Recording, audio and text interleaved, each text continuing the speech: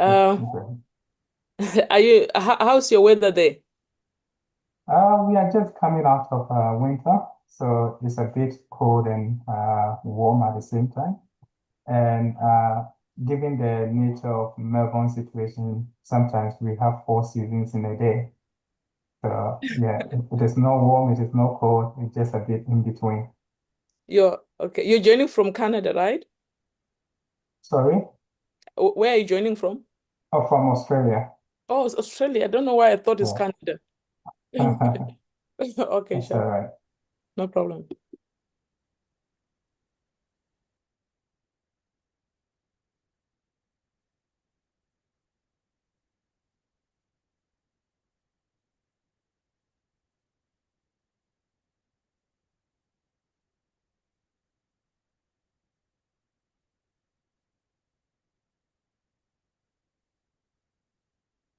Prof, we're waiting for the last speaker, and then should I open up the room now to let Yes, people open the in? room. Yes, yes, Okay, so we stop talking now, right?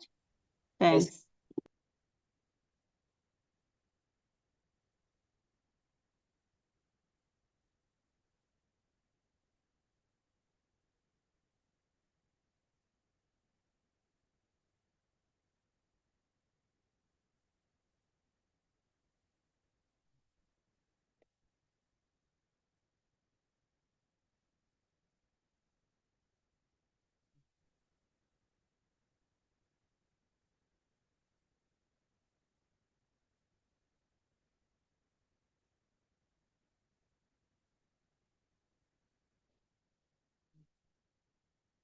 Australia. No, it is. She said I shouldn't read the back, just acknowledgement. We're still Melbourne. Okay. Shall I start now? Indicate if I'm ready to go. Actually, so she comes now to the mark. Yeah, she's going to underwrite you. Yeah.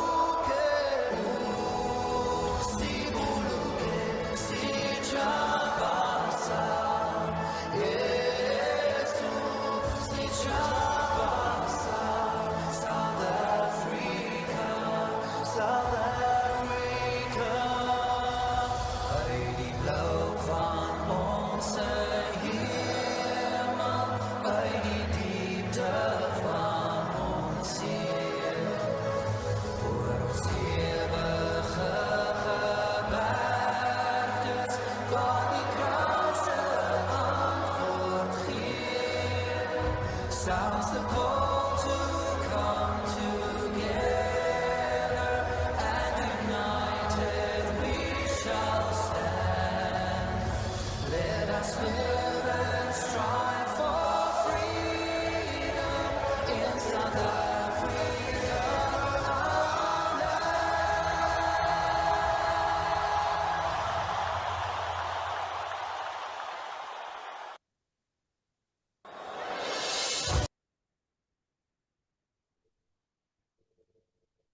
morning, colleagues. It is a beautiful morning today. We are starting the last leg of our conference. The theme is still resilient cities and communities adapting to the climate change and beyond.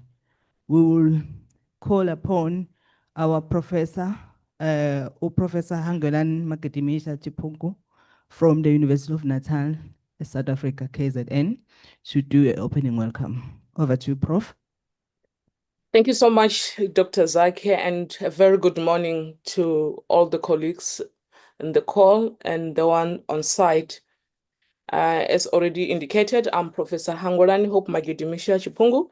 I'm also the Sachi Chair for Inclusive Cities. It is really a great honor to connect this beautiful morning from Scotland. It's a bit cold and raining here. I just want to thank everyone for making time today and to be part of this grand finale. We've been doing this since Tuesday, starting with the early career, but we've seen an overwhelming support from all our colleagues who are on the ground and those who are able to attend online. It is really a privilege to have you here. This event wouldn't be successful without all of you, and for that, we really, really are grateful. Today's panel is an open-ended panel. It's my favorite panel because we get to engage directly with the audience, but also with the panels. And we are deliberate in identify members of this panel who are experts in their right and coming from different parts of the globe. And today you will hear some remarks from Australia. That's Professor Patrick, who's based in Australia. You'll also hear from our colleague, Professor Hardman, is based in the UK. We are in the same country, but we have not met since I came here. Then you will also hear from my colleague, Professor Logia, who's based in South Africa, Durban, and you will hear a leading presentation from Mr. Maswime, who's based in South Africa right now in Limpopo, but he's affiliated or work for University of Cape Town. So I don't want to spend a lot of time trying to repeat what has already been said, but I want to give more time to the audience, also those who are physical and on site, so that we get to speak about these issues around resilience. Just to say that where I am now, I'm working on a project with colleagues here in Scotland, and we're looking at issues around resilience and flooding. And you will be excited to learn that actually the challenges that we have in Africa, or to be even in KZN specifically, they are common even in European countries.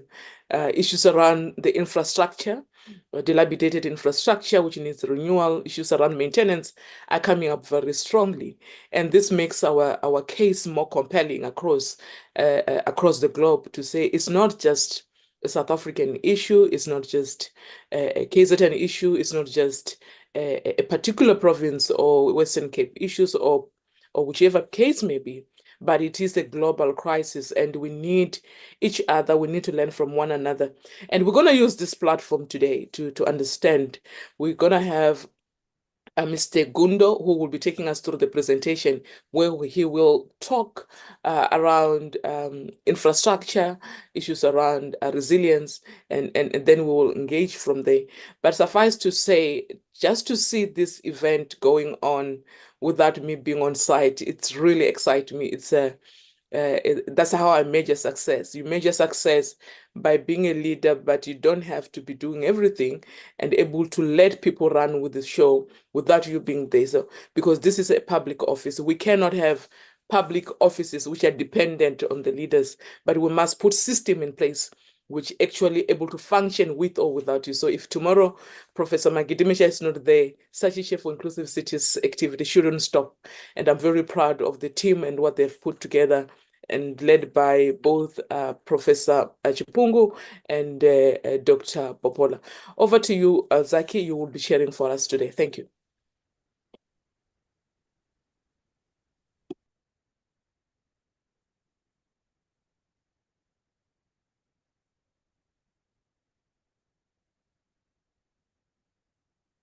Am I audible now? Okay. Thank you so much, Professor Makadimesh. I can now formally introduce myself because we've been welcomed by our professor. My name is Dr. Zakim Kize. I will be chairing the plenary. It is a beautiful day today. We have been exchanging knowledge, and today we will be having plenary led by Dr. Kundo from the Department of Civil Engineering, University of Cape Town, South Africa. But before we allow the presentation from Mr. Kundo, I would like to formally introduce the panelists. Professor Patrick Kobina from the University of Melbourne, Australia. Sorry? Okay. Professor Michael Hedman, University of Stanford, United Kingdom. Professor Claudia Logia, Department of Architect, University of KwaZulu-Natal, KZN. I will then not take much of our time.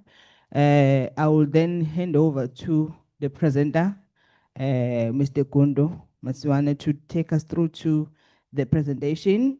It will be a presentation from him, then I will have a plenary to get their inputs on the presentation, then we engage. Professor Makidimisha already said today is an engagement. We need to engage on the content, we need to exchange, and it is a serious session where we will be finalizing the conference. It's a grand finale, and we end it well in the high notes where we will be discussing, engaging, and exchanging knowledge. Over to you, Kundo. I'm not seeing Gundo here yet. I don't know whether it's me. Shakila, can you confirm? Prof is not in. Yeah, because he called earlier on saying that he's going to be joining. He was just running a bit late. Let me check. It's not here.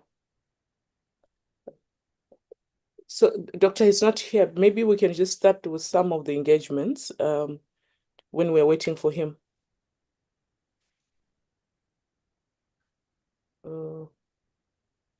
Let me check.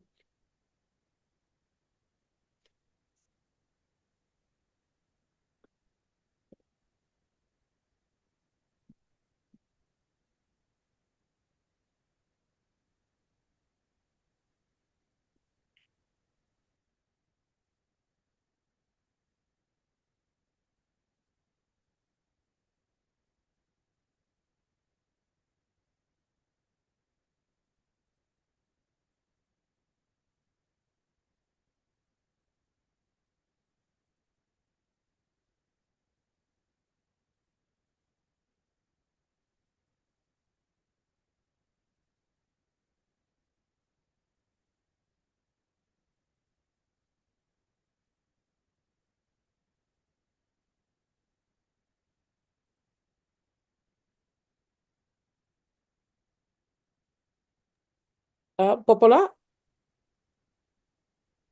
Dr. Zakwe? I have no means to get hold of colleagues in South Africa unless if I'm just using WhatsApp and yeah. We are checking, Mr. Kundo. Okay. He has connected. Mr. Kundo, we've been waiting that you are connected. We've already introduced you to do a presentation as a lead, which will be leading the discussion for today. So over to you, Mr. Kondo. Thank you very much. I'm going to share my screen, and you will just tell me when you see it so that I can start with my presentation. Thank you. Thank you for the generous introduction that I would have missed. We are hosting a climate change conference for the built environment in the rural northern province of South Africa, of Limpopo. So I'm the program director, so they've excused me. That is why I was late. So I'm going to present on a topic that I have termed the engineer, the planner, and the city. Spatial justice in professional practice. There is a famous quote by George Bernard Shaw that all professions are conspiracies against the laity. So it means whether you are an engineer or a planner or an accountant, you are joining a group of people, a fraternity that conspires against ordinary citizens. I'm using this quote because for the South African context, you realize that there has been a lot that the professions have done against society. So I'm just going to look back to look forward. I use slingshots because when you shoot, you actually put the stone, and though you know you want to take it forward, you really need to pull it backwards. So there's a contradiction that you need to pull backwards for the stone to go forward. So this session is about looking forward so that we can make projections, but to do that properly, we must just for a short while, just pull back and say to ourselves, where did we come from really?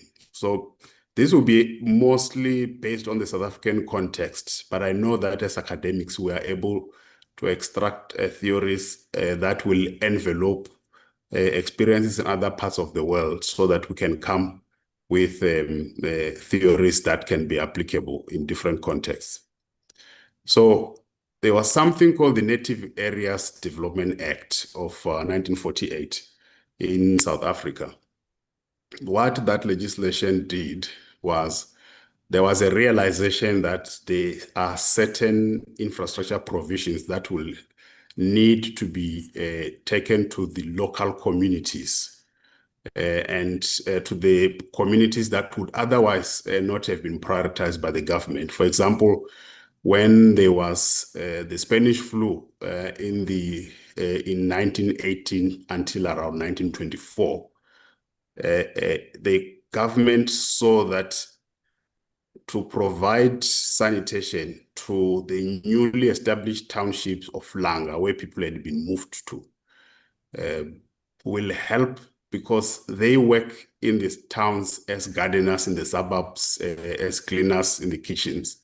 So they were in turn the ones that were now infecting the people that were prioritized by the state. So the decision was made that infrastructure needed to be provided in largely black areas of Langa and the Cape Flats, where the colored community had been largely moved to. So that was the first time government provided infrastructure for non-Europeans in South Africa. And many other cases happened that necessitated that.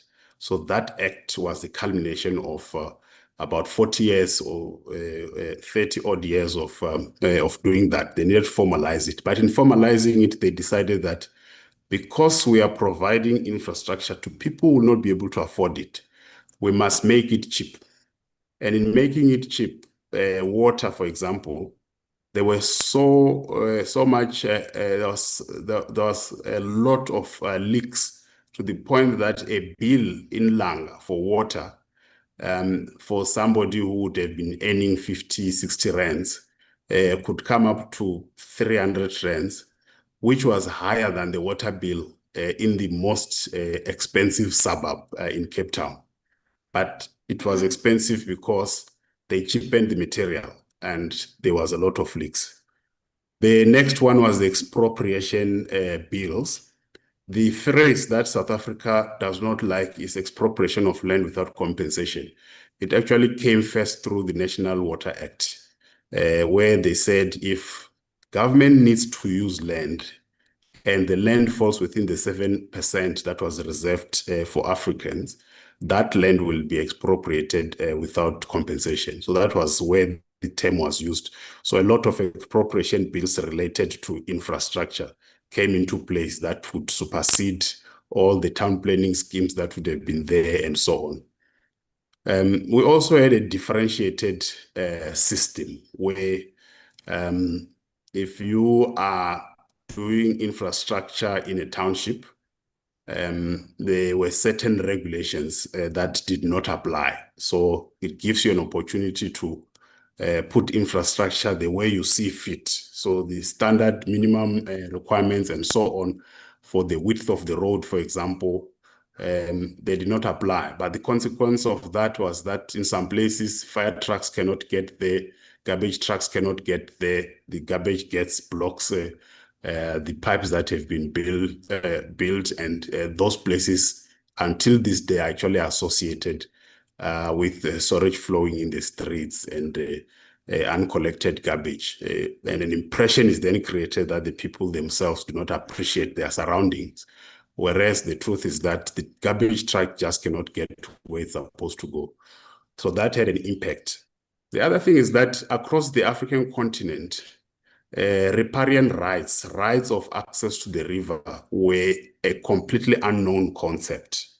So Africans by themselves would never they would never build their house right on the river banks, because the river banks was where all the farming activities happen, and it was a shared space for which only meetings would seal the discussion. They didn't have a sense you built right by the river, but they stay within a short distance to the river, but that is where this was allocated.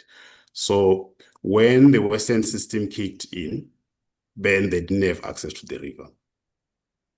The other important thing, and I'm bringing these things so that I can pull them together, and they've got a lot to do. In fact, they've got everything to do with the interface between town planning and provision of infrastructure, which is considered an civil engineering competency by and large. Then we had the issue of project appraisal injustices. In the Western world, if you have got to choose between two projects, two infrastructure projects, you would then look at the locality of the project. For example, if there is one suburb with a lot of CEOs and another suburb with a lot of blue-collar employees, you would then say, if I debottleneck the traffic in the suburb where the CEOs live, where the champions of industry live, I will then be enabling them to freely move and create jobs for the less fortunate people. So that kind of thinking is shrouded very well in multi-variable criteria analysis, in cost-benefit analysis. And we look at it as if it's a pure mathematical computation without any value added in it. But in truth, it really comes to the fact that the aspect of income kicks into the decision. So you would rather debottleneck an expensive suburb when you do the calculation to point you towards doing that. So this and many other things, for example, the fact that when government is doing a project, I did an interview with an old man from rural Limpopo recently, about 2 months back, where he was telling me that they would be given 5 days notice to leave, that where they are living has been made to be a farm. So when they did that, they would come and plow between the two rondavels that you have built. You have got, normally we build our houses and we have this portion in the middle. So they would actually come and plow through. And when they do that plowing, they would plow so that now it's time for you to go. So that is how people lost their land and their livelihood. And this particular man was supposed to be a paramount chief, which is the second tier royal. So if you're second tier royal, a farmer would come and do something like that to you. So what this has created is a mistrust of professionals in the built environment.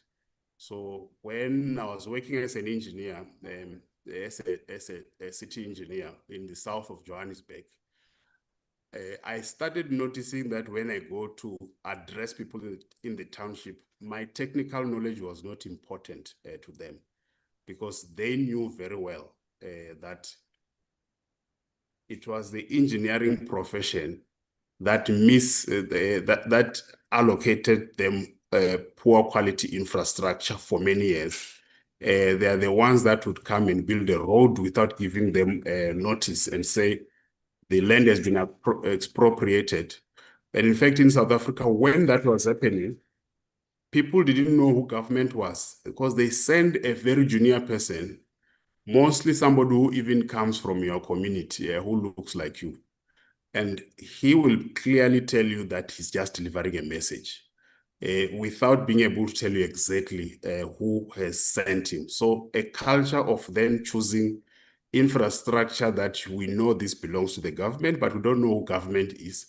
And the infrastructure is not important to us. Let's say a library. They will go and ban the library in the hope that the government will come and they will tell government that we think you have not consulted us enough and so on. So that culture has persisted until today in South Africa.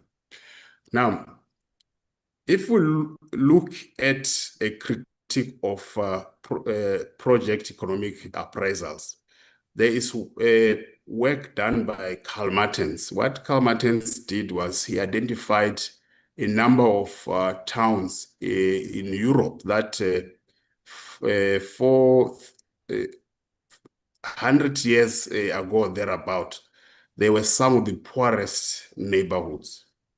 And today they seem to be thriving and bustling very well. So what he came up with was he realized that when a road was built or railway line, it unlocked the place and gave people access and mobility. So if you look at this graph here, any neighborhood, you can come up with a matrix to actually calculate how much accessibility and how much mobility if you're comparing on the same set of axes. And one of my master students actually did this for City of Cape Town and took 5 well-off suburbs and 5 poor suburbs. So there are neighborhoods that have got access to a lot of things, but with limited mobility. So if anything is 5 kilometers or more, you have to walk to that place. And there are people who have got mobility. That means it's easy to get transport, but there is nothing to go to. So the distance becomes long and uncomfortable. So an interplay of accessibility and mobility when you are planning your neighborhood, and also when you develop the infrastructure, what you place where and how easy it is to move about. That interplay in one generation can change the fortunes. So his work concluded that if we prioritize the poor over those that are well off, we actually make them become the next generation of the well-off, instead of having the well-off continuously provide menial jobs for the others. So this brings us to the realization that the discipline of inclusive cities, its domain is not just planning, it's also civil engineering because infrastructure involved. It's also public policy, which is an offshoot of political science, because politics decides who gets what, how, and where. And it also includes public administration. How do you, because public administration is about the systems that you've put in place. Are they run entirely by professionals? Are they infused with value from politicians, in which case they will be able to dictate who gets what still, even though you have your systems in place. The other one is implementation science. Implementation science has been studied mostly in the medical field, where they realize that implementation itself is a science. We are now starting to take this in other disciplines like infrastructure. In fact, that is the mainstay of my research. Then there's social anthropology, to understand the people that you are building for. In South Africa, there are instances in peri-urban areas where they've built high-rise, like 3-story walk-ups and so on. But they now have to share a yard with many people. And when children are born, you ask for the umbilical cord from the hospital and you go and bury it in the yard. Now the yard is owned by many people who have got different clan names and so on. So for some cultures, this is a big thing. So social anthropology is very important. Then there's also the issue of public management and all the sub-disciplines that come with it. So in conclusion, the discipline of inclusive cities is an applied science. It's a science that, while it will have a theoretical underpinning, and while it might be viewed as a portion of town planning, for example, but we have to understand that all our theories must be underpinned by applications. So it must come with frameworks and theories that are conceptualized in context. And scientists want to do something that will be applicable in different situations all the time. And indeed, that can still be done. The approach is just that you must have an enveloping theory which will be applicable in different situations. And that our approaches all the time must be multidisciplinary. A lot of people want to their discipline to be so pure that must not be infused with methods that might be coming from other disciplines. But it is best if we are researching this to be married but available. By that I mean married to your discipline, but available to take concepts from other disciplines as well. So I'll pause here so that we can have the interactions. Thank you. A round of applause for a presentation from Gundo. I think the one you just had, it's small for such a beautiful presentation. Can we have a second one? Ah, that's better. That's better. Thank you so much. Thank you so much, Mr. Gundo. Thank you. Such a beautiful presentation outlining that inclusive cities domain cuts across many disciplines. Where I work, we believe that inclusive cities belongs to the built environment. Built environment of planners that goes first, because spatial planning is the one that determines which goes where in terms of land uses, and then followed by the engineers who are supposed to provide infrastructure in line with the land use that the planners have determined. And then after that, we then look at the communities that will be serving, or the land use requirement that goes there. That is all spelled out in the spatial development framework. But then what Gundo is telling us today is that it should be more than that, because the end users need to understand exactly what is it that we are providing.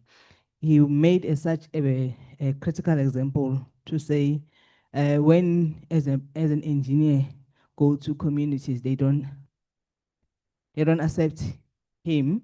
They have some reason, because he is known to be the person who is not favoring their requirement, who comes with the road that is too small, not tarred, because what we did as planners already determined what would be the use of that area. He made reference of the Native Act, which was meant to demarcate and categorize the services rendered to the different communities. And in the native communities, we were provided with an inferior infrastructure. And that inferior infrastructure hindered the people that were there to be a contributor or macro contributor to our economy. So he also pointed out clearly that the precedent or the history behind the setup of the communities we are serving is very critical. It made a umbilical cord importance to say for other native communities, when you bury your son's umbilical cord is significant, a huge impact and symbolizing your origin. And then the exploitation that our communities endure through the acts that approve the expropriation without compensation. But there are a lot of takers, or there are a lot of narrative in line with the appropriating. Let me make a critical example, because I'm also a planner at the municipality. We often face with the situation where we need to provide services. I'm making an example of the project that we did in Adams Folweni or Umbombolo area, which is an upcoming developing area, but there was no planning that goes through it before that. People realize that there is a proximity area to town. They will be able to reside there and be able to also contribute to the economy. And they've built beautiful houses. And then when we try to intervene in terms of providing appropriate services to the area that is highly developed, because there were no demarcation, because there was no scheme that went there. It was a rural area, and people started to build multi-story houses. Now they need to be afforded appropriate infrastructure to make that neighborhood work. It was such a nightmare, because the truck could not get in. We could not have appropriate servitude to allow the services to support those houses.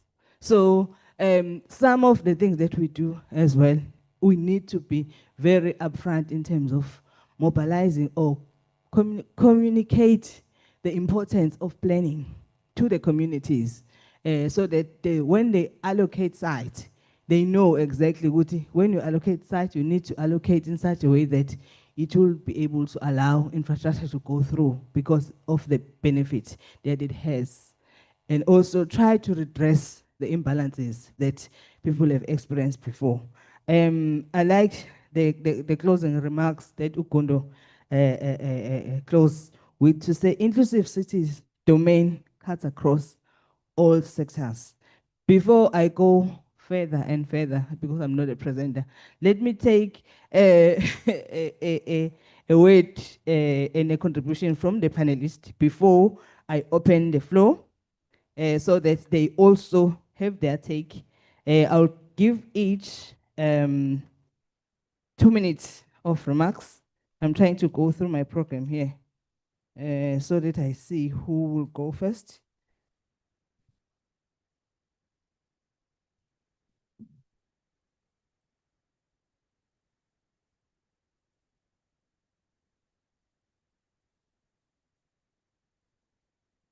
Okay. I've got my page. Okay. I'll take Professor Mark Gidimija as the last speaker of the panelists, because she did had an opening remark so she had her chance. So I will recall Professor Patrick to go through first for his take in terms of what has been presented. 2 minutes, Professor. Thank you so much for the opportunity.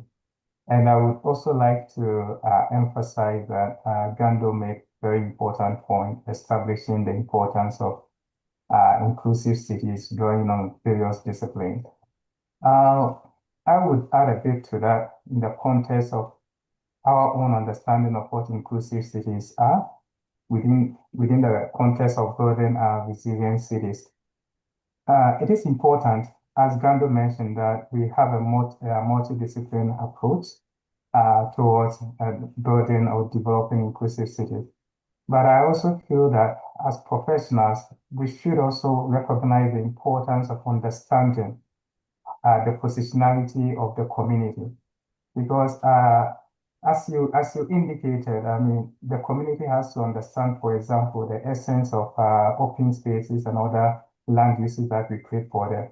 But have we also positioned ourselves to understand why the community is responding in that way to the land uses and the plans that we prepare for them?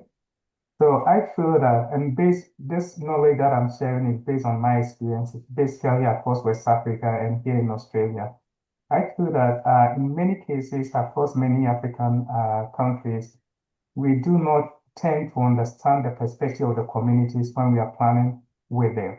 We often assume that we are the technical people and that we should be able to tell them how they should develop their community.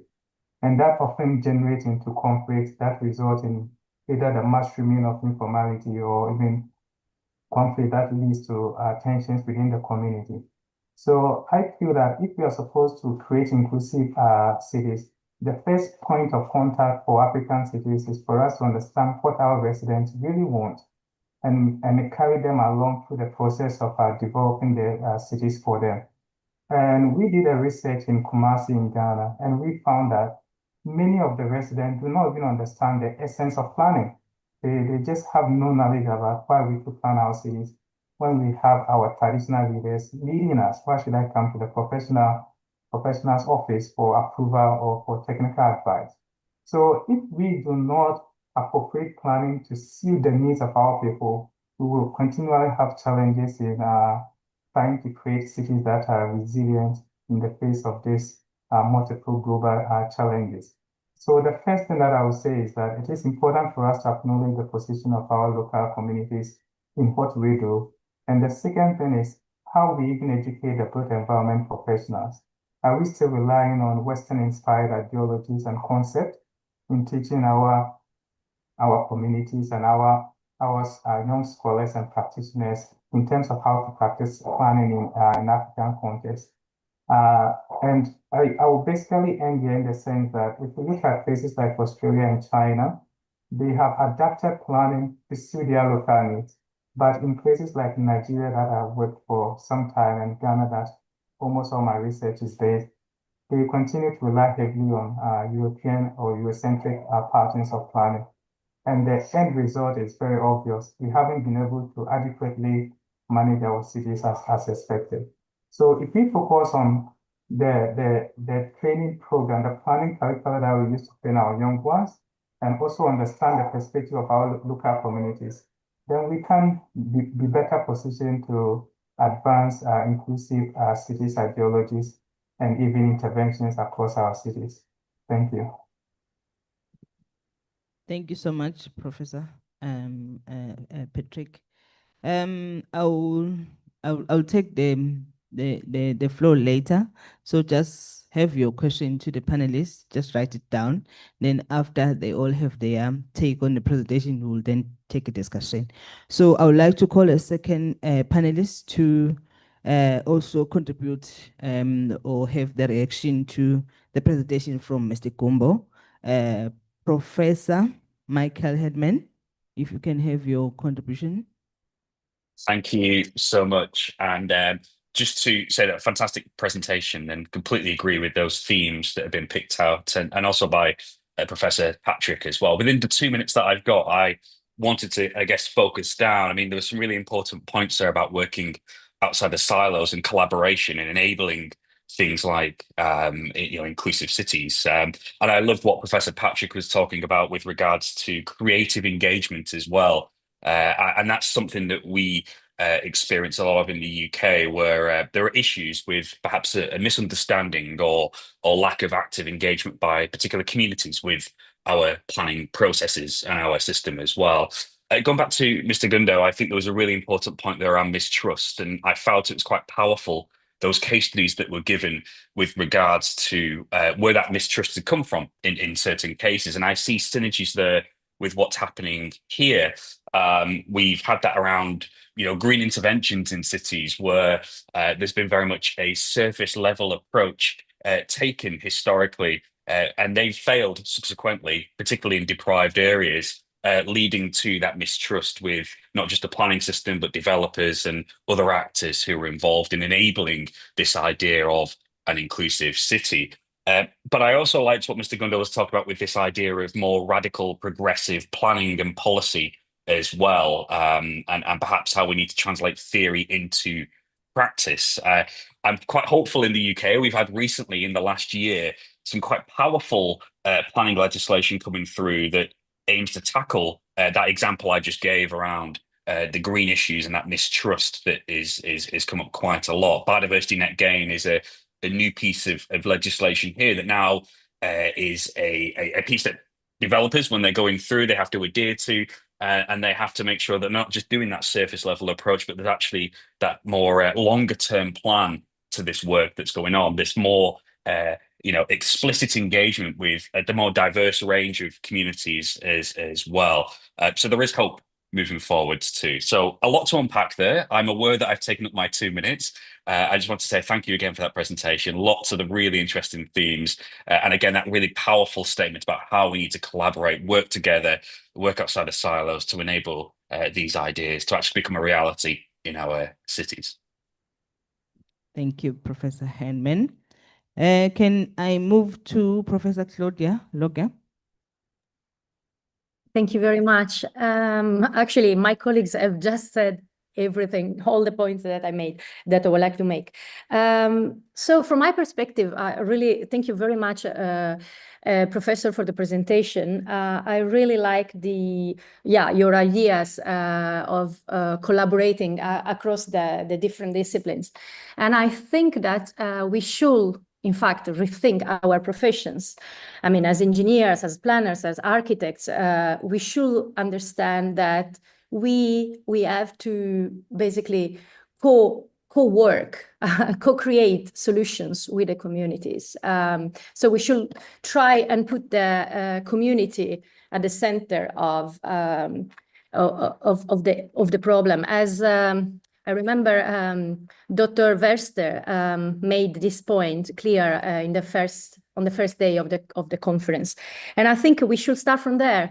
In fact, there is so much top-down approaches that unfortunately, I mean, the local authorities have to implement, and we should rethink our policies and to allow a more meaningful engagement with communities and start from communities and then finding the solutions and the infrastructure and the strategies that we need to move forward. So for me, the key point is moving to an inclusionary urban planning instead of the more traditional planning.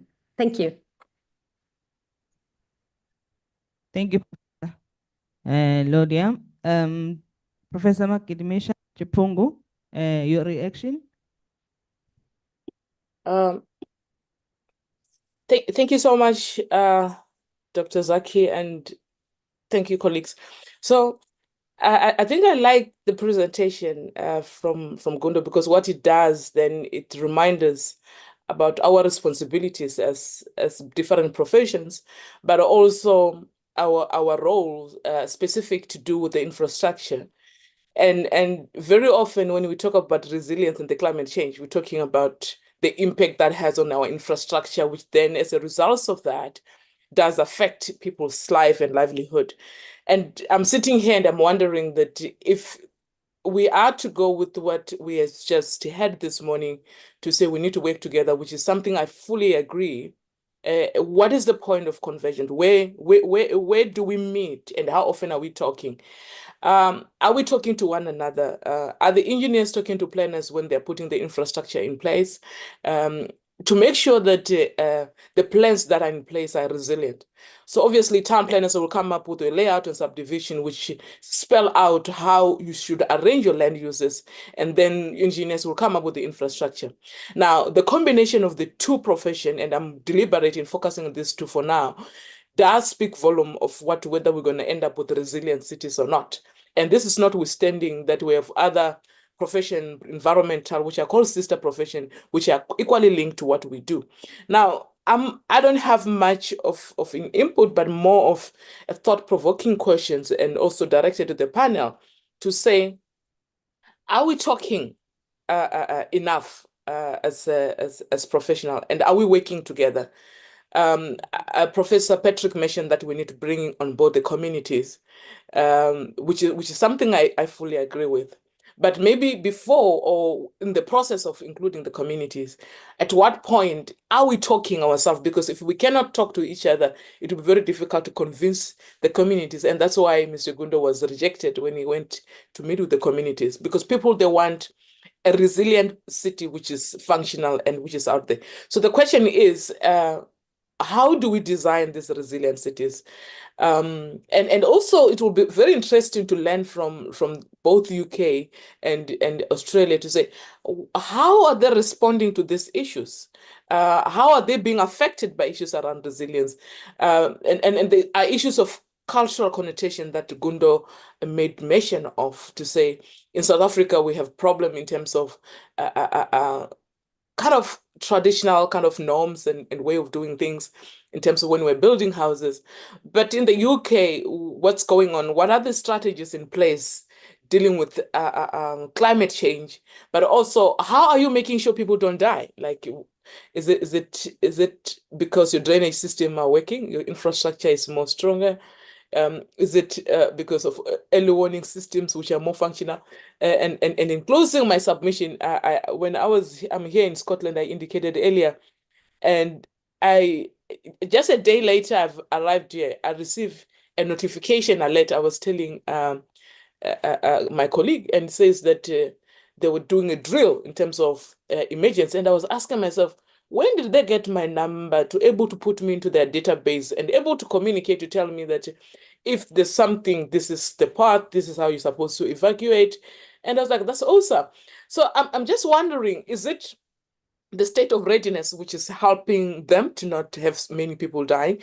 And of course, we do know the issues around the climate change, which are also a contribution of human activities that we do in our atmosphere, which affect them. But how is Australia managing? It's very important to understand, how are they dealing with this? Because we are here talking about inclusivity, but also channeling it towards the resilience. How are they managing? So unfortunately, program director, I do not have remarks. I've got more questions. I'm writing a book, by the way. Thank you. Wow. I do not envy to be the panelist right now, because there are a lot of questions that pose for us to think about. I also want to add, before I take questions from the floor and online, to the panelists, so that they think about it on the question that I will pose in addition to what Prof has added. In the presentation, they talked about prioritization of infrastructure in line with the intended uses. So the question I had that the panelists need to guide me or guide us to say, is the prioritization, because at time prioritization is in line with the economy at scale. We need to see the economy of the city grow, because cities are the economic hub for our countries. So at times we prioritize in terms of attracting industries, and then that must take priority. And then what about our people? What about our environment? And what about our cultural and our indigenous identity? Is it still the case, or we need to rethink it? That's the first question. The second question is in line with the allocation of infrastructure again, as in support of a relevant direction of the city that it take. For instance, in Durban, we are known to be a playing ground. We attract investment logistics. So any infrastructure that we prioritize in the CBD should be in line with that industrial approach. And then when I look around the communities or look around the development outside of the core, there are barriers. And the barriers, one of the key barriers that separate communities and make a movement very difficult from one place to another is road infrastructure. Is still relevant to use in terms of protecting a certain land uses, or now we need to revert where we exercising a freedom where we'll be able to guide our communities to contribute more? The expropriation without compensation is the third question. Is it still relevant on the aspect that I've just shared when I started this conversation to say there are pros and cons in terms of land reserved for appropriateness or allocation of infrastructure. So in order for the municipalities or the government to ensure that there are expansion of road, we can see Central is expanding road everywhere, and they use road reserve. So those road reserve were expropriated to the native land. Is it still relevant to do that? And then there are areas that are highly developing and we do not have reserve to put on infrastructure. So I'd like to pose those questions so that we get guided. And I do not want to go to the environment because Prof beat me to it. And then think about that as panelists and then you'll come back. But for now, I'll take questions and clarities on the floor. The first question would be from Professor Chipungo. Good morning, everyone. Can you hear me? Yeah, okay. Thank you for that thought-provoking presentation by Mr. Gundo. Now, I want to table two issues on this discussion. Now, the historical context is very essential, right? Now, when you look back, you'll find that there are two issues which are very critical. One is capital, two is political will.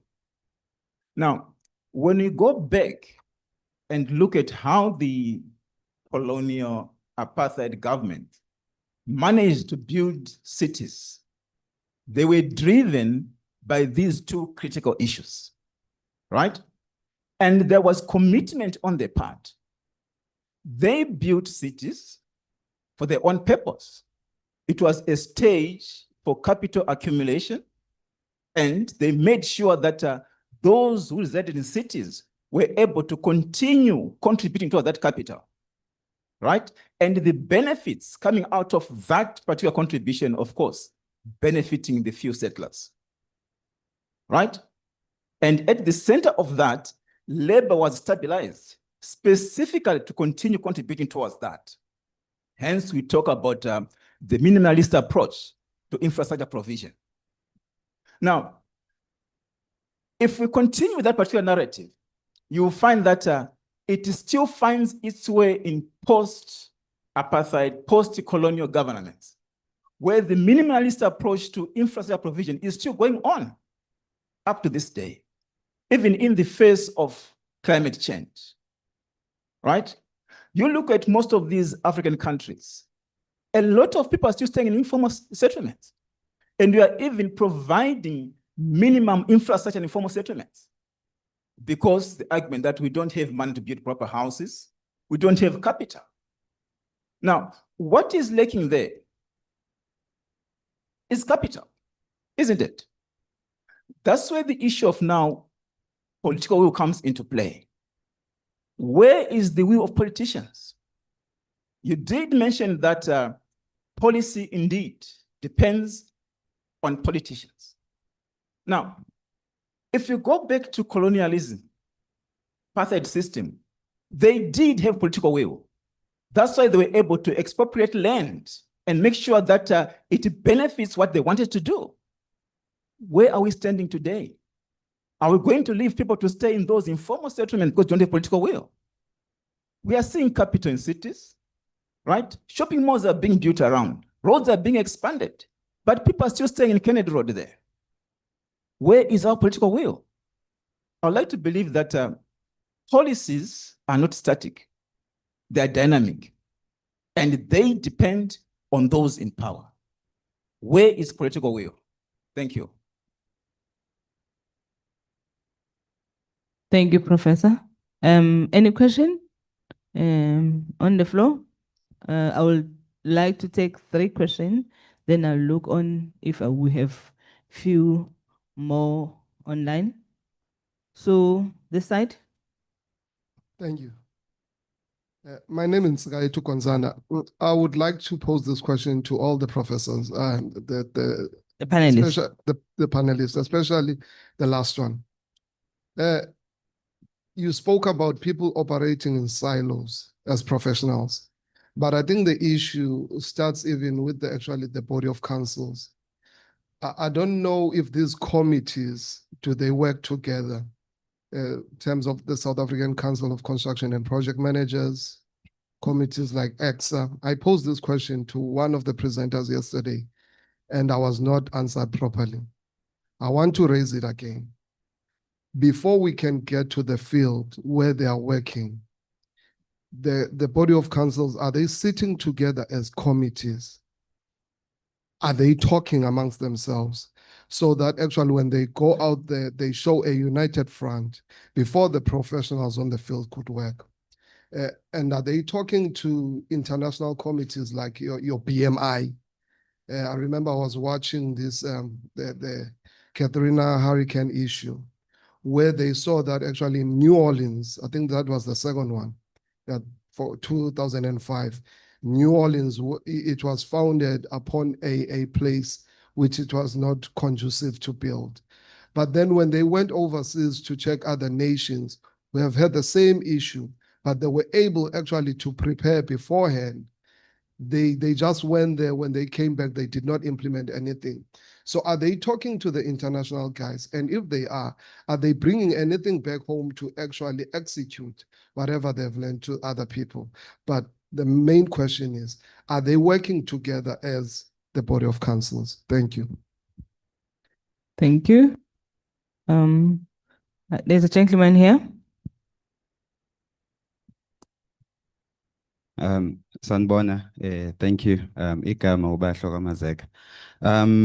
Thank you very much to the panelists, and I think my question is probably simple and straightforward. Is the pursuit of modernity and its imaginaries still relevant, particularly in the context of African cities going forward? Is this something that we still subscribe to achieve? And I think also just to dovetail on Prof. Chipungu's comment on how even cities were imagined, they were imagined for the consumption of the very few, hence the whole foundation of modernity. And I think maybe a second question also to you, Prof, that you touched on is on the practice of town planners, right? Of which one could argue that is right there, the direct engine of modernity. Is it then still even a relevant profession towards African cities? Thank you very much. Thank you. I would like to take one last question. Now I've got okay, I'll take Popolo at the back and the last one, then I'll go online. Popolo?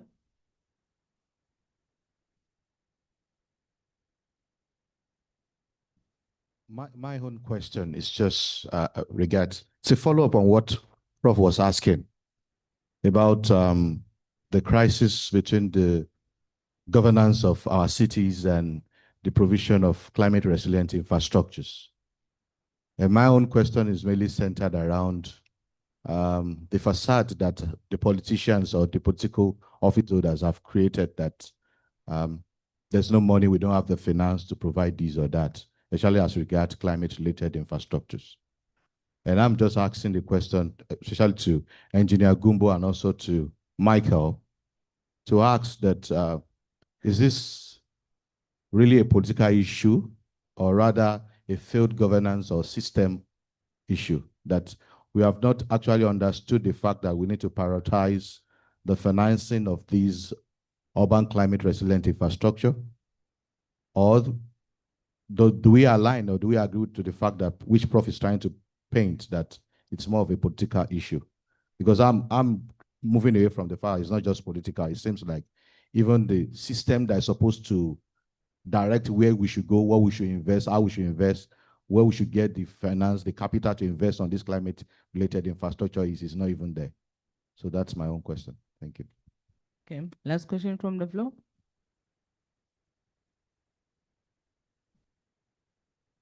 How you got a reject? Thank you, Okay. Chair. Now, I just want to thank the presenter. We talked about climate resilient infrastructure, and this is quite important.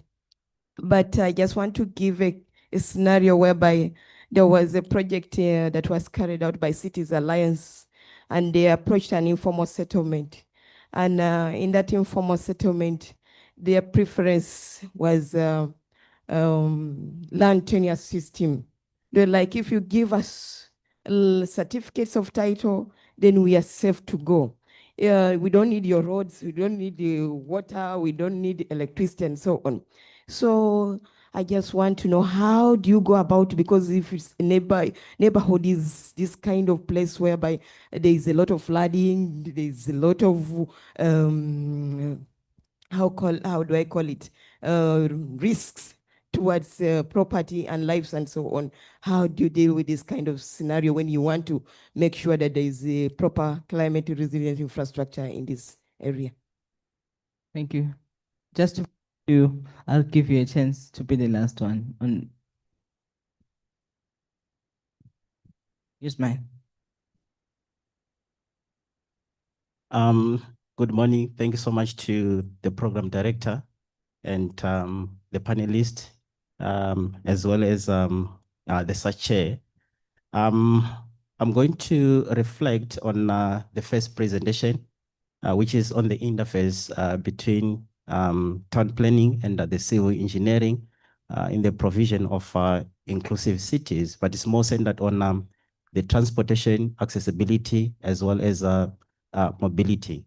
And my question will be, within the transportation accessibility and mobility discourse, may you please take us through what are the contemporary challenges facing the urban landscapes in South Africa versus the rest of the world? And, you know, what is that we can learn from other countries as well with regards to their challenges within the accessibility discourse? The second one will be, what are the roles and duties of the civil engineers that would contribute to the long-term vision and sustainability of urban spatial planning? And the last one, I believe it will be also answered in relation to the previous question that was asked, which is in relation to the resilient cities. And the question will be, how can civil engineering discipline design infrastructures that are resilient to climate change and other environmental pressures? Thank you. Thank you for that. Can we then check if we have online questions? May I request that when a person asks question, start by introducing him or herself so that we know who's asking. I see a hand. You can go on.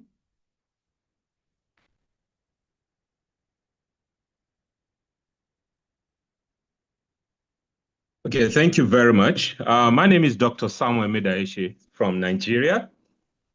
And it's quite apt in terms of all the contributions and the various areas that we have looked at on the subject matter, right? I just want to share a little experience from what we have here in Nigeria. You see, we have a community in Nigeria that was recently devastated by flooding that no one has ever imagined. This is a community where there's no river flowing around, nothing. But all of a sudden, they just find themselves, they just woke up to the fact that the whole household have been swept off. Over 180 people were reported dead. That's for the corpse recovered. Some were swept away without traces. Families gone. And then, after a careful research, the government felt, no, what happened? Nobody could explain. But along the line, it was discovered that there's a particular channel around that environment constructed for water flow. But these particular members of this community went ahead and turned this channel into a refuse dump over a long period of time. Then by the time the last drop of refuse was dumped and this water could not pass again, the water looked for another route for itself and then found its way into their community. And the whole community was almost swept off. Now everyone had to come around and we started playing catch-ups. Government watched while these people were dumping refuse indiscriminately. They never said anything. Town planning kept watching. While infrastructure was being abused, we never said anything. Then the community leaders themselves watched their own community destroyed with their own hands, and they condoned it. Then when the disaster occurred, we all blamed climate change. We all said our communities are not resilient. How do we ensure that members of our community takes their own lives and their community more seriously? How do we ensure that members of this community take ownership of their infrastructure? If you take ownership of your infrastructure, you will not abuse it.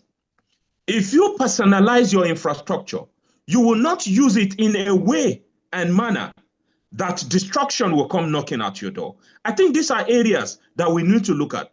Beyond just providing this infrastructure, how are we able to allow members of this community take ownership of this infrastructure, protect it, guide it, as if it's their personal asset? I think this is one area that we still need to look into. Thank you very much.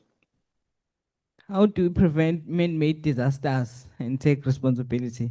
Do we have a second person online? I will take only 3 because of time. If there's another person, you can go through.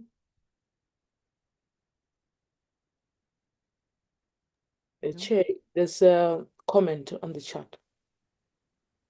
Okay. Where's the comment?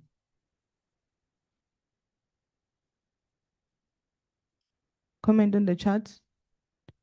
Popola, if you can assist there.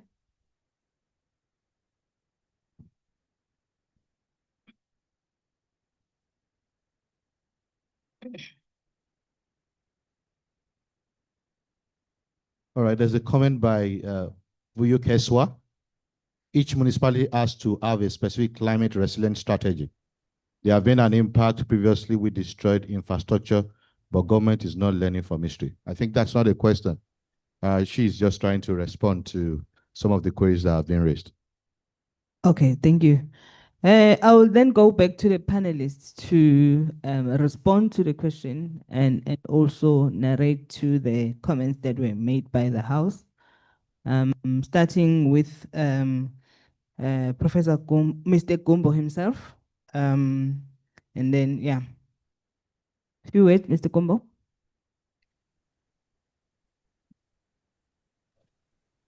Thank you. I will try to, I will skip others so that others can also contribute. And thank you for all those questions. I think they have covered the scope of those things I was worried will make my presentation very long. Yesterday at the conference, we had local royal houses. And one of them remarked that you constantly refer to our knowledge as indigenous knowledge. But your knowledge, you call it knowledge. And said knowledge should not have a surname. Knowledge is knowledge. The moment you call it indigenous, you now are coming to incorporate what you think is in line with what you know in your system.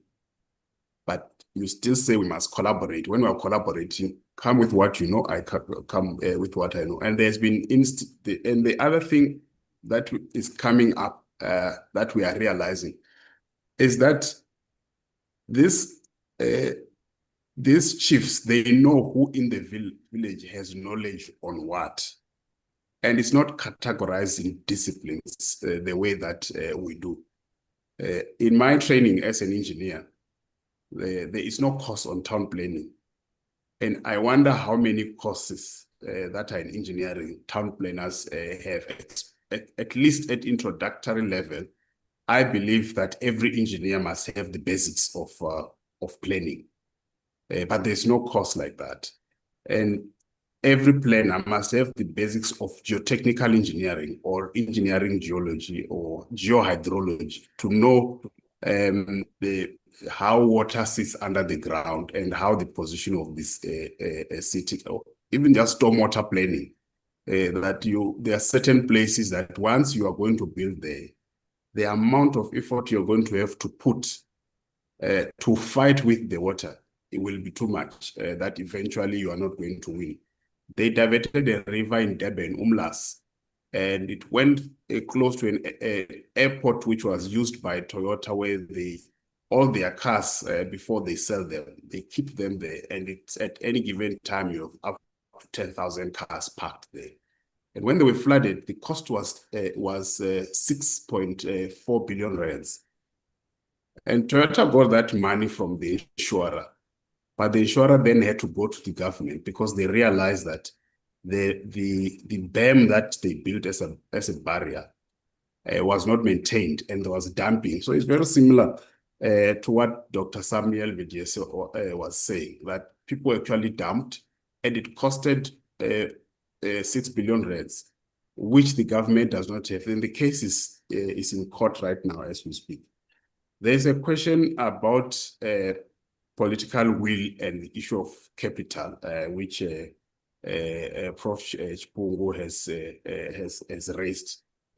There is a fundamental difference in that when the new government came in, the whole government did not have more than 5 engineers. So in 1994, there were no 5 engineers in the ruling party. There were 3, and they practiced outside the country. So only one who became the mayor of Joburg had practiced in the country. The whole discussion that framed the future of infrastructure in South Africa was actually done in the absence of the people who carried the ideological leanings that were going to shape the future. Now we have those engineers. This is the right time for us to start going back to say this was done wrongly. This should not have been done properly. Can engineers build resilient infrastructure? Yes, they can.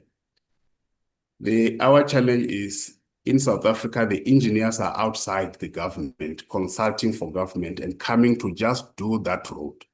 So when they are diverting water, they are diverting it away from that road. Where it goes, it's not so much part of the scope of what they are doing. And if inside the municipality, you do not have an engineer with a comprehensive understanding of infrastructure, they will not pick up that this interferes with other types of infrastructure. So that is our biggest problem now.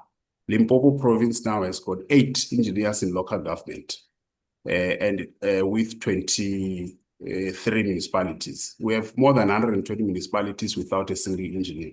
So that is a 2 minutes, challenge. Bruno. Yeah, okay.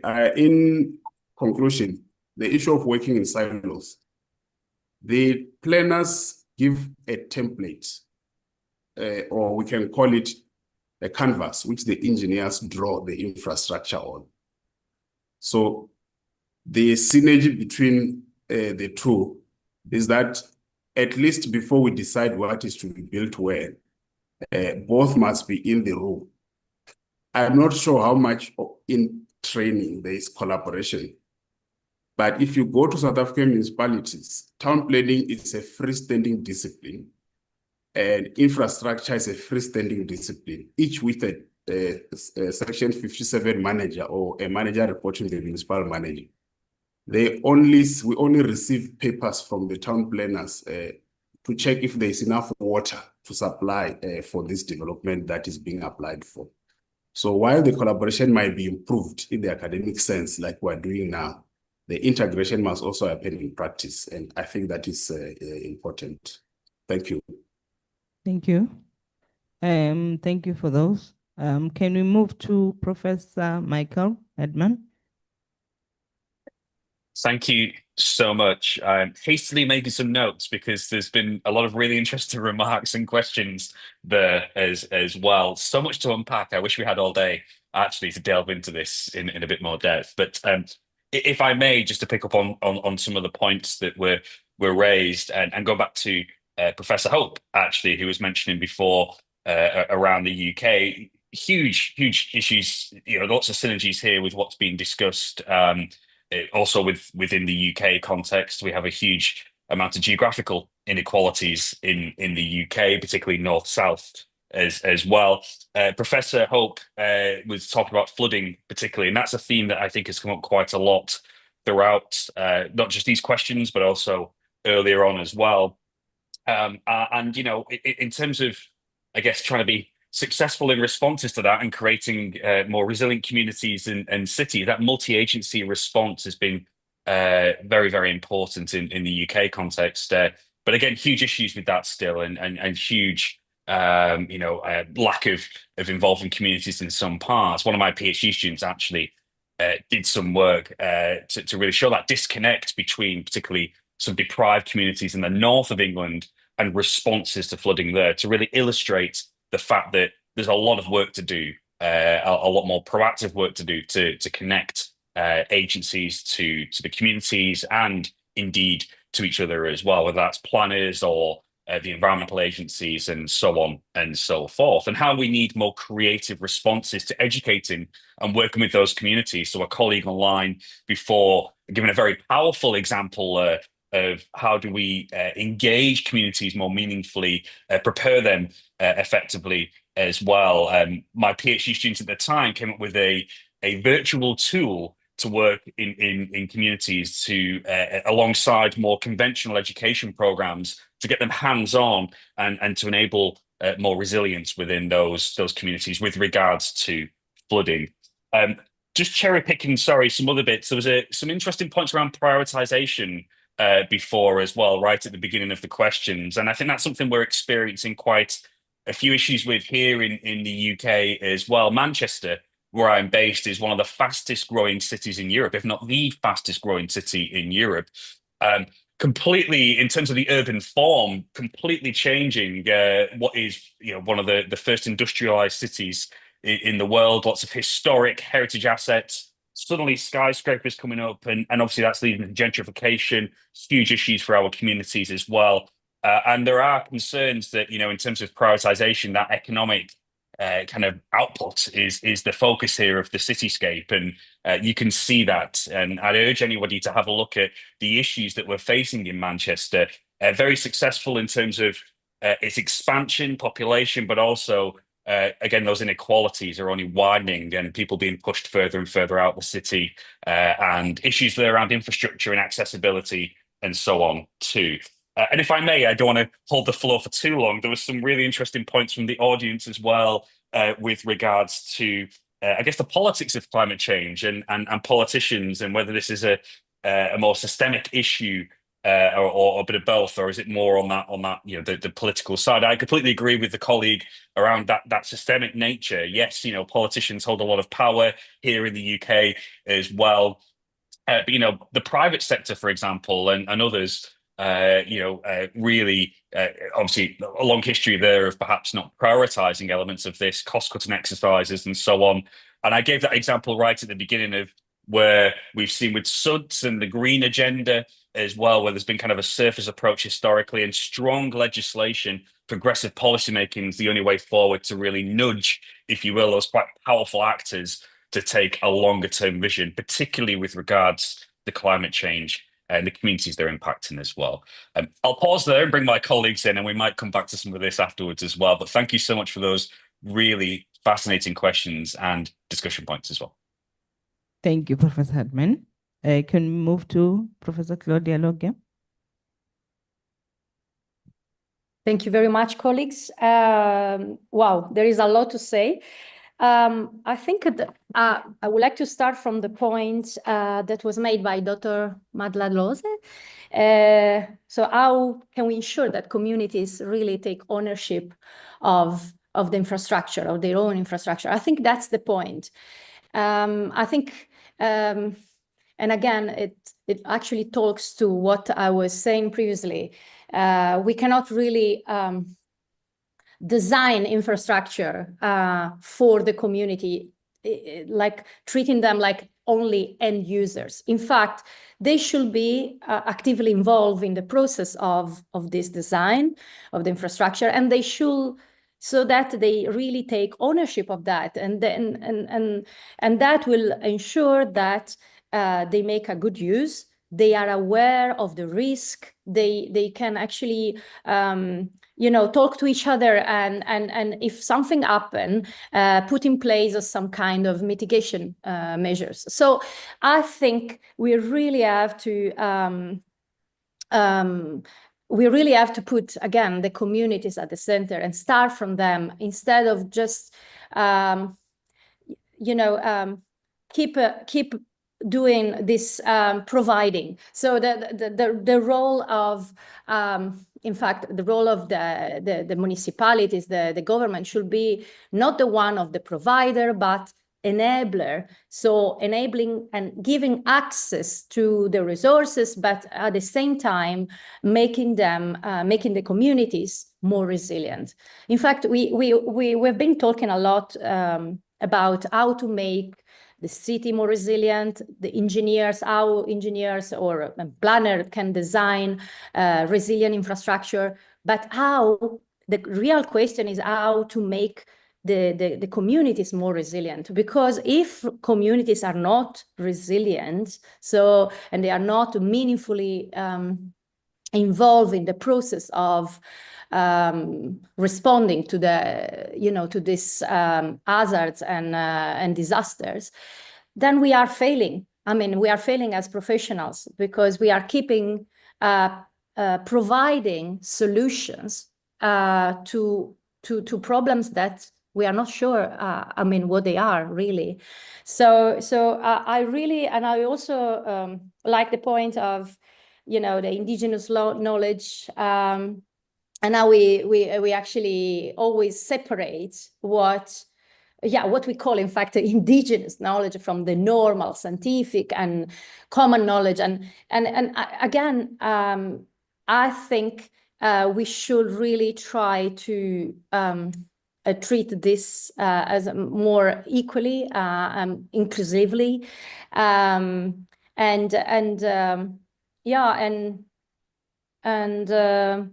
another point. Oh yeah, another interesting point was made, I think, from Prof. Chipungu about the policies that are dynamic and depends, in fact, on politicians, and I actually completely agree on that. So and I actually, is a very good question. Where is the political will? Where so we keep, but that's a sensitive topic. But again, let's rethink the way we approach a climate disaster, climate resilience, and let's start again from communities. Try to really build resilient communities. Thank you. Thank you, Professor Claudia. Last bite from Professor Patrick. Thank you so much. I think I have all the time to talk because I'm the last, right? Anyway, I think I've so far enjoyed the conversation so far. And I will comment by commenting on two key things. The first is from Professor Hope's question about how is Australia dealing with issues of infrastructure and resilience. I should indicate that Australia here is very vulnerable to climate change, extremely vulnerable, perhaps even more vulnerable than most African countries, in the sense that the continent is exposed to high sea level rise, increased flash floods, and more importantly, bushfires. Every year we experience that in multiple ports across multiple cities. But still, the country is relatively resilient if you compare it across the world. And the resilience of Australia stems from the fact that the people themselves are aware of these environmental and urban development issues. So that really puts the government on its toes. And because of that, the question about the political will comes in here, in the sense that the people make sure that the politicians do what is expected of them. And regardless of the amount of support that you have, if you do not respond appropriately to the issues of either bushfire or floods, you get kicked out. So that level of consciousness and awareness among the people also encourages the politician to act appropriately. And I think that is one major factor that has really kept Australian politicians on their toes. And just linking that to the question of how planners and engineers work together, both in Australia and Ghana, where my work is basically based, there is always an opportunity for professional planners and engineers to work together, including other practitioners, particularly construction managers. They work through the council. Australia here, they work through their city council. So every city council has all the professionals working together. And whether they develop a policy or a strategic plan or even common urban development narrative, we call them urban precinct plans. They make sure they receive input from all these groups before it is approved for implementation. So that really ensures some kind of consistency in their development narrative. And I should also mention that there's huge inequality here in Australia, particularly between migrant white Australians and the indigenous people. And they have recognized that. And because of that, interventions to improve urban communities are targeted. They don't have one big solution for everyone. But they acknowledge that indigenous people are relatively less developed in terms of education, health, even their environment. So they pump more money or more resources into those areas, and they spend less on the other parts of Australia, which is mostly dominated by migrants from Europe and Asia. So targeted responses also is critical for. Okay, targeted responses is also important for addressing issues of climate change rather than a blanket solution. And finally, I will link my submission to what Dr. Samuel Medesi mentioned about people not taking ownership of what they do. We had a similar case in Accra in Ghana, where the people basically fill what we have a river body, we call it Odo River, with dirt. They covered it with dirt. And when we experience a major flood event, it kills so many people, 150 people died, and so many properties destroyed. But the question that we did not ask was why the people fill the river with dirt. Because later when we did research, we found out that the area was another area that was designated for refuse collection was taken up by the city council or the municipal assembly, and they didn't have any option. So in as much as local communities may act in ways that may not reflect appropriate environmental behaviors, we should also, as professionals, seek to understand why they are doing some of these things and try to appropriate and respond appropriately to them. So I will end it here as I do not have my time. Thank you. Thank you, Professor. As we'll be taking Professor Hangolan, I hope Makitimisha Chipunku to do the close up and including her last bite on the topic. I would like to check Dr. Popola, the online comments, if nothing. Okay. Then I will hand over to Prof so that he round up as we are way behind. We are just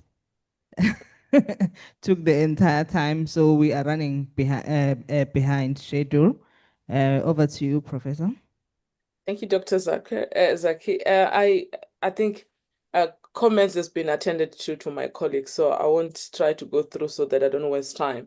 But just to say, just to react on two or so, there was the question of whether the councils are working together, and the quick answer is that no. Instead, they're spending time trying to find out who's supposed to do what, whose job is who, instead of actually focusing on what are the real challenges that we have. So if we're able to pass that part, then maybe we'll be able to deal with our issues. Then there was issue around climate finance, and this is something that I'm very interested in to say who's supposed to be funding this. There's a lot of discourse suggesting that actually the issues around the climate change that Africa is experiencing are also coming from elsewhere across the globe, and those people should be contributing towards the climate financing of this. But also coming back home, if you look at our expenditure and the AG report and check how much money as per AG report is being returned back to the treasury with unspent, and it's very it's a lot of money. But also, if you look at the wasteful expenditure, then the question is it a question of money availability, or is it a question of the capacity and the ability to use that money as a country? Are we using our money the way we should? You know, I was in a meeting the other time where the AG was saying that she understands that we may not have enough money, but also acknowledge that with what we have, we should be doing more, and we're not doing more. So the issue of climate and finance is a critical one, but we need to look at it from that perspective. The other one is the issue that Gundo also raised in terms of actually the contract, what I consider to be the contract state, where people who are qualified, who are supposed to be engineers in the municipalities, they're in the private sectors, and the same can be said about planners who are in the private sectors. The question is, how do we then consolidate that so that we don't just have consultants who come and do the work and focus on the scope of work, but have people who are intentional within the municipalities and making sure that they deliver what they're supposed to deliver. I think that's something that needs to be looked at. But the other issue that I'm very passionate about as I'm closing is the issue around our reactionary approach to climate change. I feel we don't prepare enough. So right now, there's nothing happening in South Africa as it relates to heavy rains. So we are all relaxed. Municipalities are going by worried about their other issues and not preparing. You cannot prepare for the disaster when the disaster is happening. That's not preparing for disaster. It's being reactionary. And I think we need to put emphasis on that. How do we then make sure that when everything is calm, we have to be doing our drills, trying to show people how to evacuate. So we issue a early warning system which do not have instruction on what to do. So if you issue and say we are now in red or yellow, whatever color coding you're using, what do you want me to do? Where am I supposed to go? So I think those are some of the issues that we need to look closely and make sure that we move towards inclusive cities which are also resilient. And of course, I was excited to learn about the example from Nigeria. I'm just surprised why Dr. Medehi has not included that in our upcoming book. Thank you so much. Thank you so much. Can we get a last round of applause for the panelists? They've done a sterling job. Thank you so much, Professors, Mr. Kondo. We are now going to move to the next session, and I will hand over to my co-pilot here, Dr. Popola, who will introduce the new panelist under the Resilient from the Emergence, Rethinking Informalities in Climate Adaptation. Thank you. Thank you very much, Dr. Zaki. Once again, a round of applause for all our panelists and also our Mehanko. Colleagues, The SACHI chair for Inclusive City is very deliberate in the topics that we engage with. And as a result of that, we are very careful about people that we partner with. And one of our key partners this year is the Gauteng City Region Observatory. If you look at how we move through the discussion, we focus around governance, issues around planners, engineers, the municipality, the roles of the people. This next discussion is mainly focused on the people, the place of informality, what are the efforts, what needs to be done. And it gives me great, our own Dr. Mamokwe, to anchor this panel. Please, a round of applause.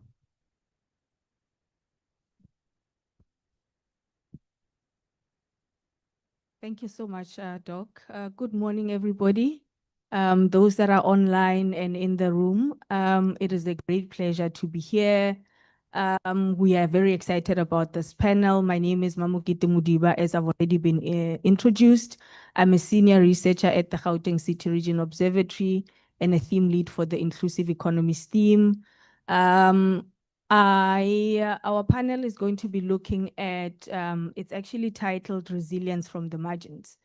So what we're trying to do is to really have conversations about how do we bring in people who are on the margins? And by the margins, we're really referring to people who live in informal settlements and people who are working in the informal economy. So we'll be having discussions around that with the panelists that are here. So our point of departure for this panel is that, when we think about climate resilience, we often focus on the formal systems, as the previous panel has been saying. But with this panel, what we want to do is to really look at what are people doing on the ground that as professionals, we can then incorporate into the plannings, the policies, and the projects that we do. I think, as I said, we want to really focus on the innovations that people are really doing on the ground, the creativity, and how do we incorporate it. Just in terms of setting the scene for this panel, we've seen pictures, we've seen the statistics around how in the global south, across the global south, you can go to any city in the global south, you'll see pretty much the same picture, where there are millions of people that live in informal settlements, and we've got a lot of people that are working in the informal economy.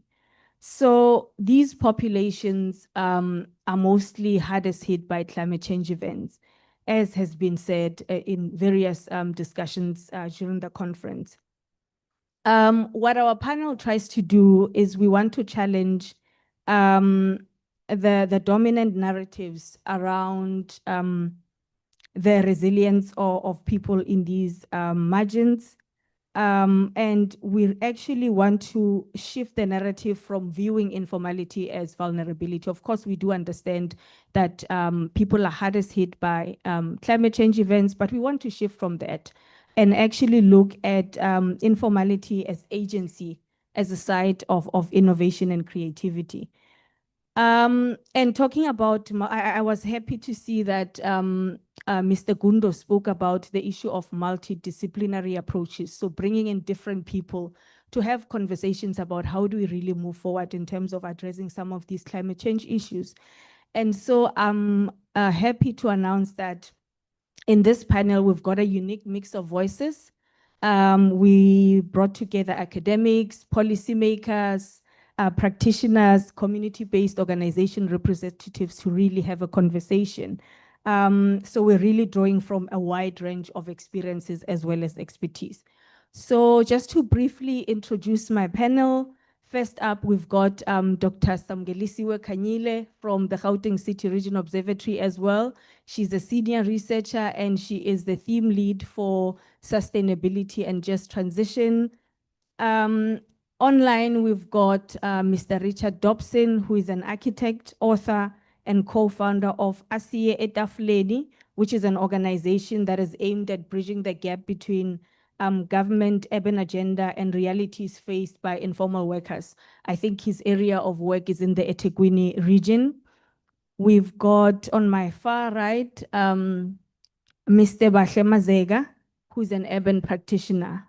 dealing with disaster risk reduction and planning in Msunduzi local municipality.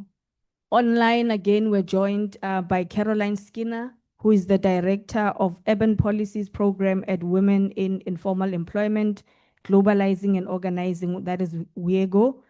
She's also affiliated with the African Center for Cities, which is based at the University of Cape Town. Last but not least, the gentleman in the middle, Bongumusa Ndwandwe, who is the acting registrar slash CEO of the South African Council for Planners. Help me welcome the panelists with a round of applause. So before we get into the discussion, maybe just to give a sense of how this panel is going to run, I'm first going to pose a couple of questions to each of the panelists to give them 3 minutes to give their opening insights, and then we'll have a moderated discussion. I know we are pressed for time, so if time allows, I will open it up to the floor and online as well, just for a couple of questions, comments, provocations, so that we can have an engagement, and then I'll give the panelists 30 minutes to a minute at the end so that they can just round up the key takeaways. So right, let's get into it. I think let me kick off the discussion, starting with Dr. Kanyile. Talk about the role of data and knowledge. Dr. Kanyile, can you tell us what is the role of community knowledge? I mean, we've heard about, I think throughout the conference, the importance of engaging communities. So what would you say is the role of community knowledge and participatory data in shaping just and inclusive adaptation strategies? How can we actually produce and use data in order to amplify rather than to diminish the experiences of people who are in the margins? Thank you so much, Dr. Modiba. Before answering, I'd just like to express my appreciation for the previous panel. I guess we all have a lot of networking to do, and I look forward to meeting again next year, having met and engaged with a lot of people outside of my field. I'm also looking forward to the book, I must say. To get to the questions though, I think your questions are actually really asking how we do away with extractive research, where we see informal communities as subjects that we need to study, and we see it as a problem that we need to solve. It's how we do away with treating them as problems that, we need to fix, and actually recognizing them as climate resilience experts in their own contexts. When you talk about participatory data, you're actually talking about an issue of power. It's where communities are not waiting for climate scientists to come to them and tell them what they already know. For example, in Diepsloot, Johannesburg, there are informal settlements on a wetland, and they face flooding every year. And the houses along the bank, which, also do experience some flooding, have started experimenting with nature-based solutions. It's the little things like using permeable paving, using discarded bricks or rubble from the wetland, actually, which they've recycled and repurposed within their own households. And then we have the case of Alexandra Township, which is along the Yukskay River. And really, it's through the work of the Alexandra Water Warriors, which was established in 2021. They have over 2,000 volunteers who actually monitor the river along 15 monitoring sites. They record rainfall patterns, they record flooding patterns, they record pollution, the type of pollution that you're actually finding within the river systems.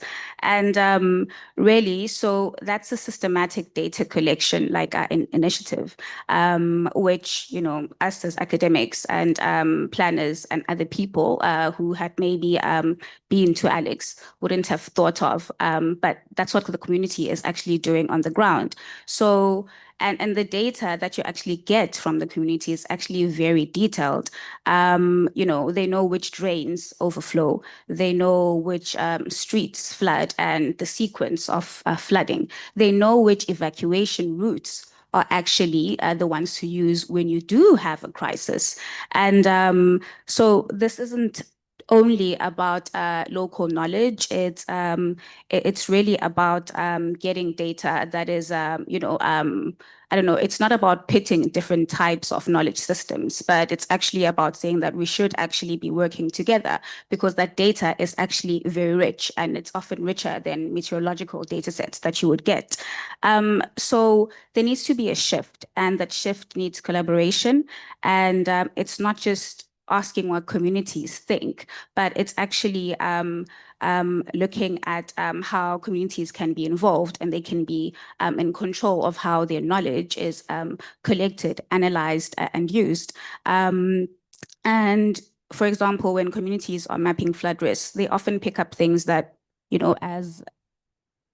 as an expert, you wouldn't normally pick up. For example, they can map your flood risks, like I've said, but then also they can also come up with innovative drainage solutions using local materials that they have in their communities, which you normally wouldn't think of.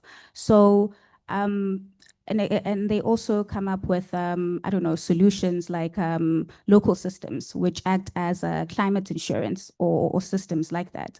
And the funny thing is, we're always talking about how we need more data on informal settlements, but actually there are data sets, I can think of 5 right now, where you have a point for each and every informal settlement. So the problem isn't a data deficit, it's that as academics, as authorities, we haven't been valuing community knowledge.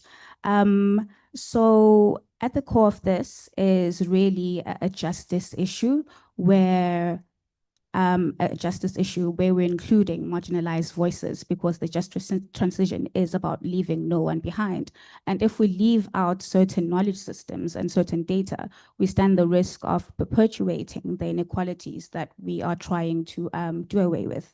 And then in order to produce and use data to amplify resilience, firstly, we need to speak to communities and informal settlements and get an understanding of what resilience is to them.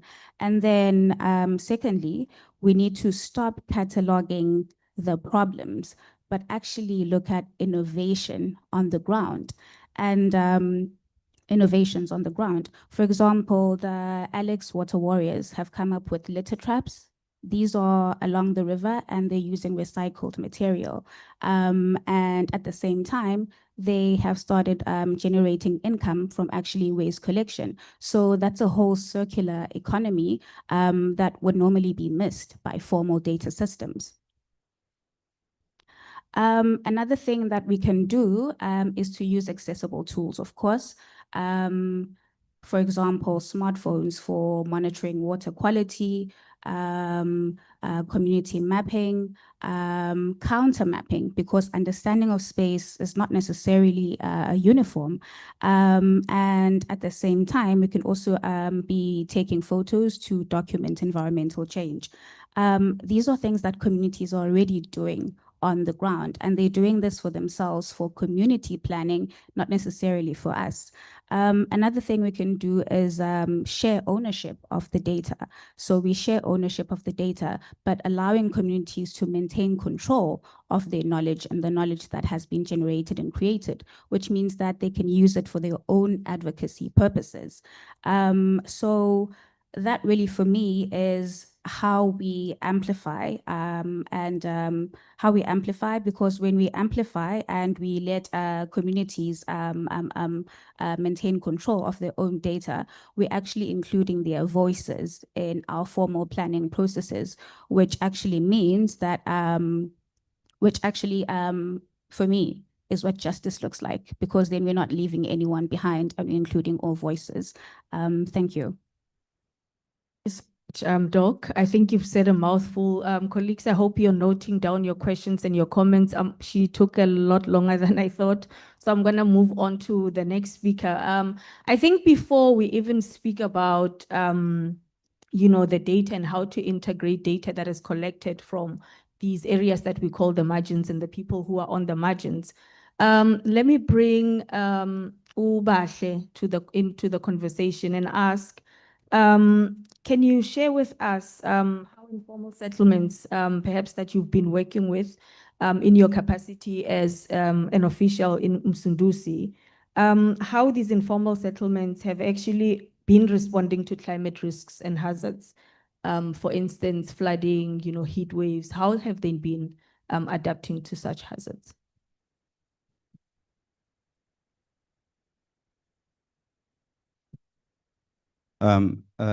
Greetings, colleagues, greetings, Chair. Thank you very much for the invitation, and I welcome the question to be quite a relevant question, particularly in the context of this conference. Maybe I'll take a different approach in trying to answer this. It's quite complex. We could, in fact, have an entire conference where we're just unpacking this question. In 2013, there is the 100 Rockefeller Resilient Cities Challenge, right? And Durban as a city participated. They submitted a bid, and they were one of the cities that were chosen to participate in this initiative. Fast forward 2016, 2017, there's a breakdown in the relationship due to the different visions, and then eThekwini had to terminate their participation in this process. Now, one would ask, why would eThekwini, terminate funding from the Rockefeller Foundation? It's twofold. One, the program itself came with a framework which was typical of Eurocentric frameworks being parachuted into southern cities to be used. And eThekwini took a very strong stance to say our cities, amongst others, are made up by informality. And without informality being part and parcel of this resilient strategy, then it doesn't speak into the context of our city. Now, what gave eThekwini the position to be so bold on representing informality? It's because there were a couple of number of short examples that we have working with informal settlements, amongst others. It's the development of the FUSE, the flood early warning system that exists currently in eThekwini, where informal settlement communities located along floodplains were instrumental as code developers, I think, which is sentiments shared in the last panel. They did not just participate as the end user, but they were the code developers sharing knowledge, everyday knowledge. How do they relate to climate, their own understanding, which then that process in itself finds itself to what now we call as eThekwini's flood early warning system. And that participation process, amongst others, is one of the few examples which exist that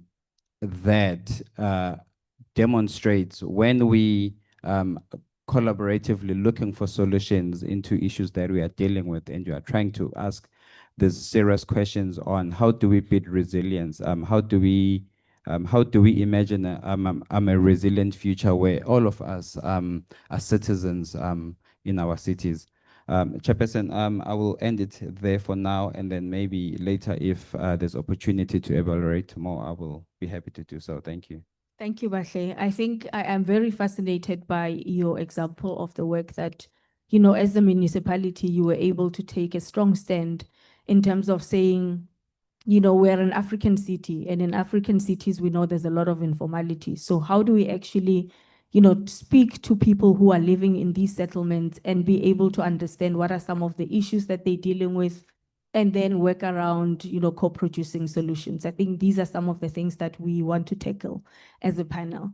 To bring Caroline into the debate, I think we've had a lot about informal settlements, and I think one of the things that is missing from climate discussions, issues around the informal economy I think that's an area that is still very unexplored.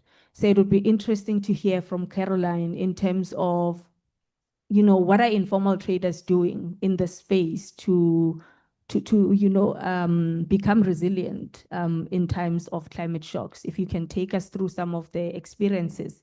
And I know you work across, the global south, so it would be interesting for you to bring in those experiences as well. Great, thank you, and thank you for the opportunity. So just to zoom out just for a minute, so we go Women in Informal Employment, Globalizing and Organizing. We're a network of networks, really focused on both providing technical support around the informal economy, but also building a movement of informal workers. So we have activities in 60 different countries.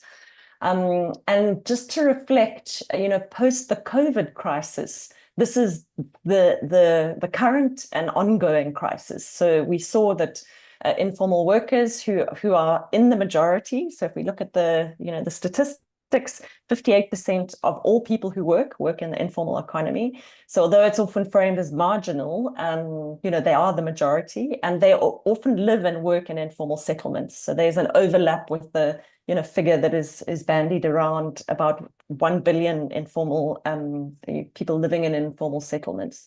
So we are monitoring the climate crisis across the globe. We are seeing from our membership-based organizations that there's increasing reports of particularly impacts of extreme heat, but also flooding. And yet what characterizes the informal economy is its fleet-footedness. So there are strategies that are bubbling up from below. And, I think later on in the discussion, we'll talk about collective action from organizations, but there's a lot of strategies from individuals themselves. So we are monitoring, particularly in Bangkok, in Delhi, and in Peru, and across 6 cities in Brazil, and seeing what people are doing. So they are working different hours. They are using solar energy to provide themselves with fans, with extra cooling systems. They're bringing extra water. They're also segueing into different products and services. So it's not to say that they're passive recipients, but that there is this set of strategies. And I've been listening quite closely across the last 3 days of deliberations. And it's quite striking how many different strategies there are. And I think there's a resounding call to walk alongside informal dwellers and workers to really understand what the impacts are, but also to co-produce the solutions. So maybe to leave it at that, I know that we have one of the best examples that we know of in Durban itself, and it's Richard Dobson's organization, Asiya Tafaleni. So over to them. Thank you, Caroline. I think it's interesting also that you're bringing in some of those insights from the informal economy and the work that you're doing. So what I would be interested in, maybe in the facilitated discussion, is if you can just comment on the extent to which some of these very individualized, in some instances, strategies, how can they be scaled up? Maybe we can pick that up later. So let me bring Richard into the discussion as well. To give us, some of the strategies that informal traders have been adopting in the eThekwini areas, the ones that you work with in the markets. Thank you, Chair. So as you kindly did in your introduction, we work alongside informal workers who use public spaces. And those informal workers will be market and street traders. There'll be waste pickers, and then, of course, all the other support activities that go alongside those work occupations. So transport providers, people carrying water, providing water. So this really is all about public space. This is the workplace. So just as we saw in COVID, public space became the sanctuary space. It was the sanctuary health space simply because systems that were operating in formal and enclosed spaces were no longer those safe spaces. And I think in exactly the same way, we can draw parallels with what we're facing now with extreme heat. And it was very obvious last season through Europe, where mechanical systems, cooling systems were failing, it was the public spaces that then became the key spaces and the sanctuary spaces that people were resorting to for their self-protection and health. And so if you were to talk to occupational health practitioners, they have a very simple mantra that it's about shade, water, and rest. And I'm just going to use those three as a quick kind of guide to looking at some solutions. So eThekwini definitely does have an exemplary example of how it's provided in the past anyway, infrastructure for informal workers, which would particularly provide shade and shade at scale. And one very good example is where a decommissioned road has now what we call an urban umbrella over the whole road. But equally, individuals are making their own provision by providing umbrellas and gazebos. But sadly, through punitive enforcement, that infrastructure is often confiscated and quite literally sent to the city dumps by being compacted in the compacting trucks. So it's really a huge discouragement for people to actually participate in their joint efforts to deal with climate change and extreme heat. If we're looking at water, that in many respects represents the deficit in the provision of public ablutions.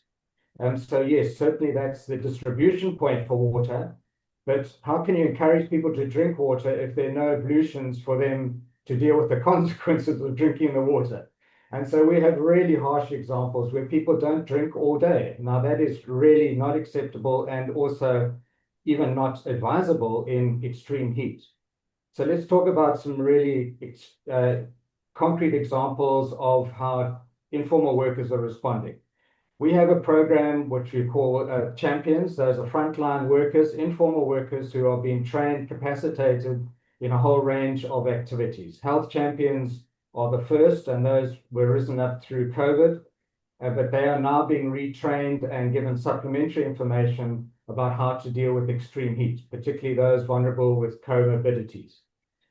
Also waste champions dealing with a range of issues, but primarily dealing with things like curbside waste management, and that is really all about preventing waste going into the stormwater system. So they're very aware of local flooding and how that in fact affects their work. And not to get everyone grossed out, but public urination, a huge challenge in terms of deficit, in terms of ablutions. But here, piloting together with informal workers, co-designing public pissoirs, but also harvesting the urine to extract the phosphates with the commercial view of being able to get that income to provide a sustainable income stream where people can self-provide their own sanitation needs. And then we could talk about ways in which people are managing food waste. And then lastly, rest. A lot of these activities are very rigorous. So to take one example, people who operate market barrows around the city, moving freight around the city, we've reconceptualized that program as non-motorized freight because those community operators are just totally and utterly disrespected in terms of their contribution. Even in the inner city of Durban, I estimate they move at least 100 tons of goods a day around the city without any recognition of the positive climate mitigation aspect that they're providing. So to conclude with a 3-point summary, I think we really need to be reconceptualizing how we design our public spaces. We've got to move away from vanity projects and looking at really designing our spaces so that there are these heat protecting sanctuaries. And to do that, second point, we need to co-design with the primary users of those spaces. And in the global south, we need to admit and acknowledge that it's informal workers for their livelihoods that are occupying those spaces. And then lastly, we need to be very clear that everyone accepts their constitutional and citizenry responsibilities. Capital in terms of providing of infrastructure by local governments, and then citizens' participation in their co-design. And when they do participate, that should be respected and not put into the tip site and actually end up being a huge loss to themselves. Thank you, Chairperson. Thank you, Richard. I think you touched on a very important point. So far, we've been focusing, except maybe for Batle, on what informal people are doing, but I think we haven't really spoken about the role of the state, and I think that's something that we need to pick up in the discussion. And just to say, I think when you were speaking, I have this broader question around if we, well, I don't work for government, but as government, if government does not as yet recognize the informal economy as part of the economy, how can we then even move into trying to make sure that we protect, informal workers from climate change impact? So that's a broader question that we can also come back to. But let me bring our last panelist into the discussion as well, just to touch on some of the policy gaps and blind spots, but also the opportunities that exist that we can start looking into to make sure that people in the margins are key partners and players in climate adaptation. Thank you, Chair, and good morning, everyone. I will try and summarize this thesis question briefly. I think firstly, as a point of departure, particularly for policymakers, I think we need to do away with the whole notion of eradicating informality. That's the first point of departure. While you talk about 70% of population being in the urban areas by 2030, and then or by 2050, around the same time, it is anticipated that the number of informal actors, be it your informal traders or people in the informal economy, as well as people who are residing in informal settlements, will almost triple. So we are anticipating that by 2050, we will have 3 billion people in informal or as informal actors, because you find that sometimes there's a threshold that we forget that there are people that are participating in the informal economy, but they own a proper house somewhere or a proper unit somewhere. And there are people that are in informal settlements because they are looking for jobs, and there are people that are informal settlements and also working in the informal sector. And those are some of the dynamics. But maybe as a point of departure on the blind spots, I think the first point of departure, I will look at it from a South African framework for policy development, where we look at formulation, adoption, and implementation. And in South Africa, we often say that our policies fail at implementation, but I would like to submit and argue that some of our policies fail at formulation because we plan for what we do not understand, but we think we know. For instance, do we understand who are the people who are in our informal settlements? Why are they there? And whether the solutions we bring for them, they are suitable for them. Sometimes we're bringing solutions that people do not need. Sometimes we don't even listen to the silent voices. Part of my research I'm doing now, I'm using Zulu traditional music to interpret people's relationship with space. And key to this discussion, there is a song by one of the artists here from Maskandi, they call him Kuzani. His song is, "Noma ngahlala emkhukhwini eGoli ngakhile ekhaya." So these are the people that can build property, but they build at home and they stay in a shack in the city. Because to them, the city is not a home. And they sing about it, they dance about it when they come back to the villages. But the second point that I also want to deal with, we haven't confronted the anchor of colonial apartheid migration, where there was a feeder system. Go to most villages, young people, some of them quit school because of the high hope of going to the city or the major economic hubs to find opportunities. But when are we going to start creating an alternative? I'm not saying let's stop or block urbanization, but can we also create a narrative where rural livelihood is a viable alternative? Because if you check the trends, when we're young, we come to the city. As we grow older, we want to go back to the village and try and create an economic livelihood that can sustain us there. So those are some of the things that we can look at. So, and also, if you try also and look at the whole issue of enforcement, people always talk about we are not enforcing our policies enough. But can you take a step back and look at instilling responsibility or active citizenry as well as responsible citizenry, where people take accountability in terms of how they do things? I know there was a comment in the earlier panel about indigenous knowledge systems, but one of the things that I've noted is that the people that lived in the villages then, they knew how to place themselves in space. But the young people that come to the urban areas, they are looking for any vacant piece of land to settle. Can we actually empower them to better understand the things of grade and slope and other things? Create that type of awareness, because whether we like it or not, the municipalities will not catch up in circling them in the right places. They will circle themselves. So the sooner they understand how they can circle themselves in space, then the better. Maybe it's one of the ways that we can add in addition to the reblocking. I'll just pause here for now in the interest of time. Thank you, Chair. Thank you so much, Bongo Musa. I think one of the things that you're bringing, which is also very important for, key decision makers, researchers who are researching these spaces as well in government, is the nuances of informality. So we tend to treat informality as one thing, but there's actually, different degrees of informality. What are the motivations and all of that? So I think that's also one of the things that we need to discuss further. So I'm not going to try and summarize the insights that colleagues have shared. But what I'm going to do in the interest of time is to open it up to the floor for comments, questions, provocations, and online as well.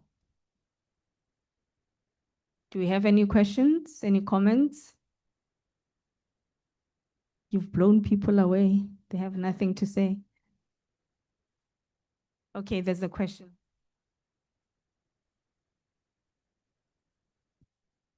And maybe you can just introduce yourself and say who you're directing the question to.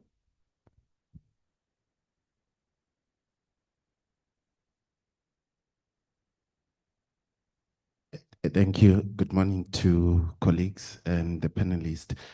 I'm Elijah Ramolifo. I'm coming from the South African Cities Network. It's mainly more a comment than a question, but the panelists can respond. It's actually triggered by the comment that Mr. Ndwandwe has mentioned, that sometimes in terms of our policy development or implementation rather downstream, we need to look at who we are developing the policies for.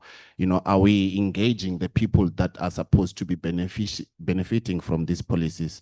For an example, we are talking about, informal traders, and you look at the room here, they are not here, but we are talking about them, So it's something that we need to look at, from that perspective to say, if we are to come up with, impactful measures and responses, we need to start, being inclusive in terms of our social cohesion, where we discuss these things because they are impacting them the most. We need to have them, in the room across the table, and we discuss on the basis of what they're experiencing on the ground. The other point I just wanted to check on is that the voice of the youth, it's also absent in these discussions. If we are looking at the population currently, I think the youth are making 1/3 of the population in South Africa, and that number is going to increase, and if we are looking at, issues that, take technology into consideration, when we're looking at building resilient infrastructure, you can't take away the issue of innovation, from that perspective. And the youth are the one who are actually driving that sector, in terms of innovation. So it's just a call to say, we need to start looking, across and, ensure that when we looking at inclusive decision making, discussing, we need to look at, all the stakeholders, across board, so that, we depart from the common ground, and that will, increase the uptake in terms of implementation downstream. Thanks. We have another question online. Immaculate, you can come through with your question or comment.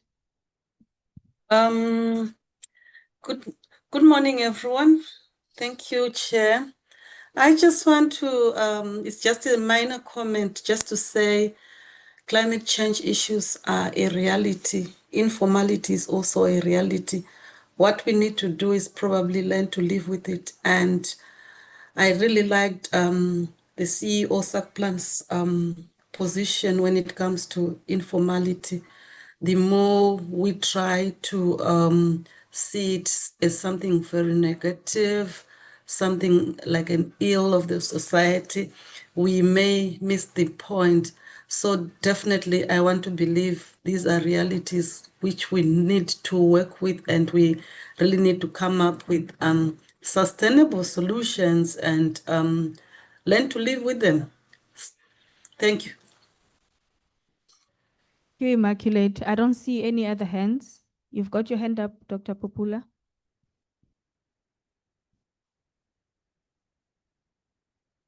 My question is actually directed to Richard and Caroline. And I'm asking this question in the context of informal economy. I know most of the time, and that's one thing that I've been interested in for the past 5 years now. And we've touched on, most of the time when we speak to climate change issues among informal economy, it's very easy to understand it from the context of paratransit operators, informal operators, how climate change impacts them, the cutting out of the road, the waste of time in their economy, or the street seller, actually road-related informal economy. And I was just hoping perhaps two of you could touch on it, how much climate change impact on informal operators and within the informal economy. And without not touching much on transport or other economy of informality. And I'm asking this question for the context of students, researchers that have been quiet about this aspect of research, how climate change impact on informal economy. Thank you. Thank you for the question. And maybe I just want to add the question that I alluded to when you were giving your insights around the role of the state. Can we also in the responses just touch on that? Let me hand over. Are there any other questions? I'm going to move on to the panelists responding. Caroline, let's start with you. Sure. So the impacts that we're seeing have been quite profound. So it tends to start with impacts on heat. So we've been monitoring the impacts on waste pickers, home-based workers, street vendors in the context that we work, and to some extent domestic workers. So first and foremost, it's been health impacts, but then it impacts on productivity. So, you're finding that, street vendors' products are perishing more quickly, that there are fewer customers, a lot for home-based workers, some of their inputs are being damaged. So there are, it has been framed as a crisis. And often those kind of shocks, a little bit like the COVID moment, take a very long time to then come back from. So if anyone, that people tend to go into debt, we're seeing very much the kind of parallel set of patterns.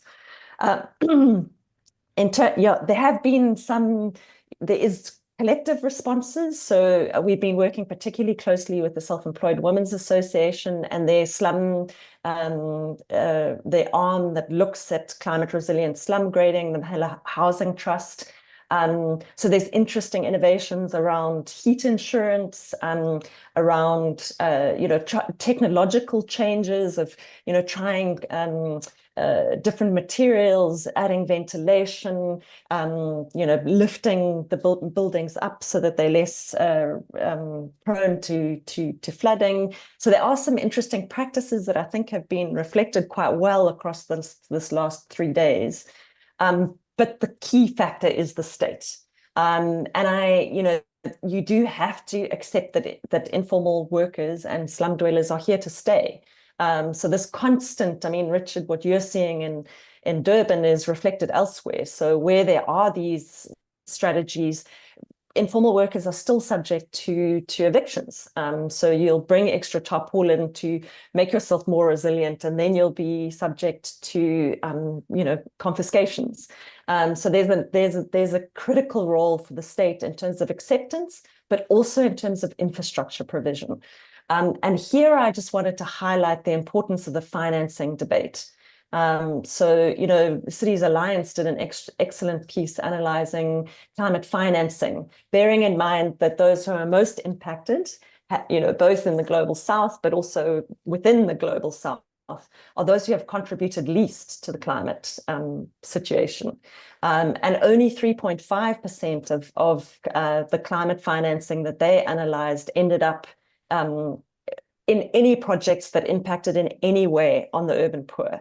So there's something, and it's something I wanted to highlight now, and I'm sure it's come up a lot because these are the debates that are happening at the G20. They're the debates, the critical debates in the COP process. So it's foregrounding what the critical needs are and seeing how we can start to tap in, particularly city level, governments can tap into some of the climate financing resources. And once that happens, to ensure that it's it's directed to infrastructure, which will make the most difference. So, and maybe just a kind of final thought, I think the waste pickers are a very useful group to spotlight because they're playing such a key role in climate change mitigation. So 58% of all plastic globally that's recycled is recycled by waste pickers. And there's a call to say, let's not exclude these folks. They're absolutely key to waste management systems and climate change mitigation. So it's a good example to say, rather incorporate people who are making a living, who are making a contribution, who need, sorting infrastructure and the such like, and find those kind of sweet spot solutions. Richard, you can go ahead and give a response. Thank you. Yeah, Caroline has touched on a lot of it, and so I'm not going to repeat it other than just reinforce it, but just to make the point that it is about both the health impact, but then also about product wastage. So it's a twofold kind of exercise. And so if you start to look at really exciting examples coming out of India about how people are starting to cool literally individual tables, that's really exciting at the level you're going to. But how can someone invest in that, both either personally or for research to be devoted to that, if a person's presence in the public space is going to be precarious or you're going to be evicted? So the whole idea of just being very upfront and being very clear now that we've got to have a different pathway about acceptance of this activity is absolutely key. Then there's been a lot of discussion about participation and kind of co-design. But what is very obvious to us, particularly in research we're doing at the moment, is that individuals' awareness of these issues, waste pickers are key in terms of their understanding, simply because they are really at the coalface. They can understand, as Caroline said, about mitigation. But the rigor of the work in terms of avoiding evictions, all the kind of punitive administration that goes with trying to secure your presence in the public space, means that devoting any understanding to these climate challenges is not top of mind. It's not top of mind. And so we have got to devote a huge amount of effort to equipping people to be equal participants in this forward process that we're trying to design. There's no point in saying we're going to do it if the individuals that are coming into the room are not going to be equally equipped or equal participants in terms of the knowledge and the ability they have to engage. And then lastly, at a built environment kind of note, I think we need to acknowledge that this, unless our urban form is changing and we're making more space available to informal workers, we're trying to build shelters on essentially sidewalks, public spaces, which aren't actually designed for or don't necessarily have legal permissions to actually build those structures. So the innovation, just in terms of how we physically design those structures, insert this infrastructure into static and non-responsive public spaces as they are at the moment, and static inherited colonial form, is also a huge impediment. So the reformation we need to be looking at is actually multifold. And if we spoke in the earlier panel about how we're meant to be integrating the disciplines, and I don't want to over-challenge my planning colleagues, I think it actually starts from the bottom up and not the top down. Thank you, Richard. There's a lot I want to pick up on, but in the interest of time.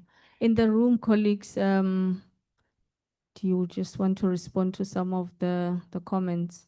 Bongo Musa, perhaps?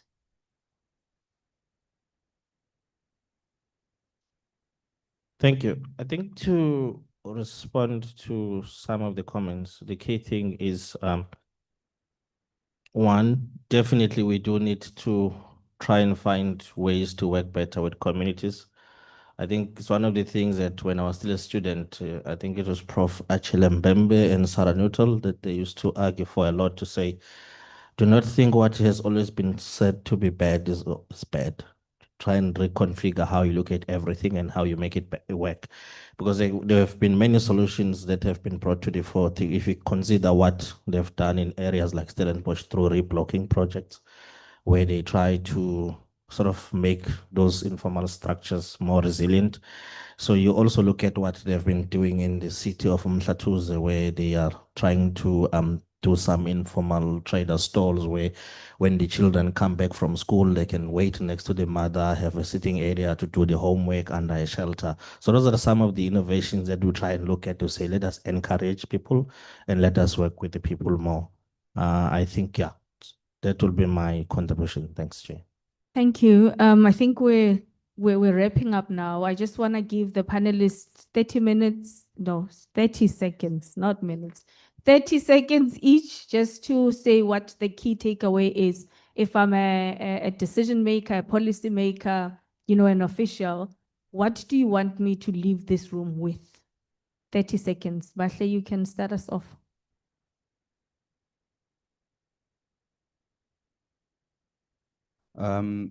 Thank you very much, Chair.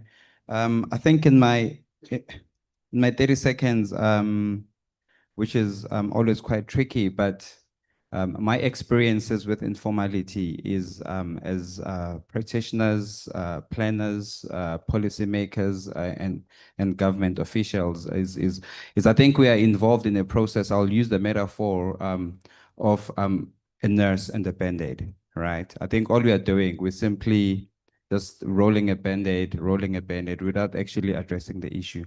And I think this is what I want to leave this here, and hopefully Dr. Chipungu next year, this can become mainstreamed in the conference as well, is how do we start to reimagine our cities outside of modernity, right? Because I think for as long as we are still in the framework and the production of our cities is modernity, we will keep being nurses and applying the Band-Aid throughout.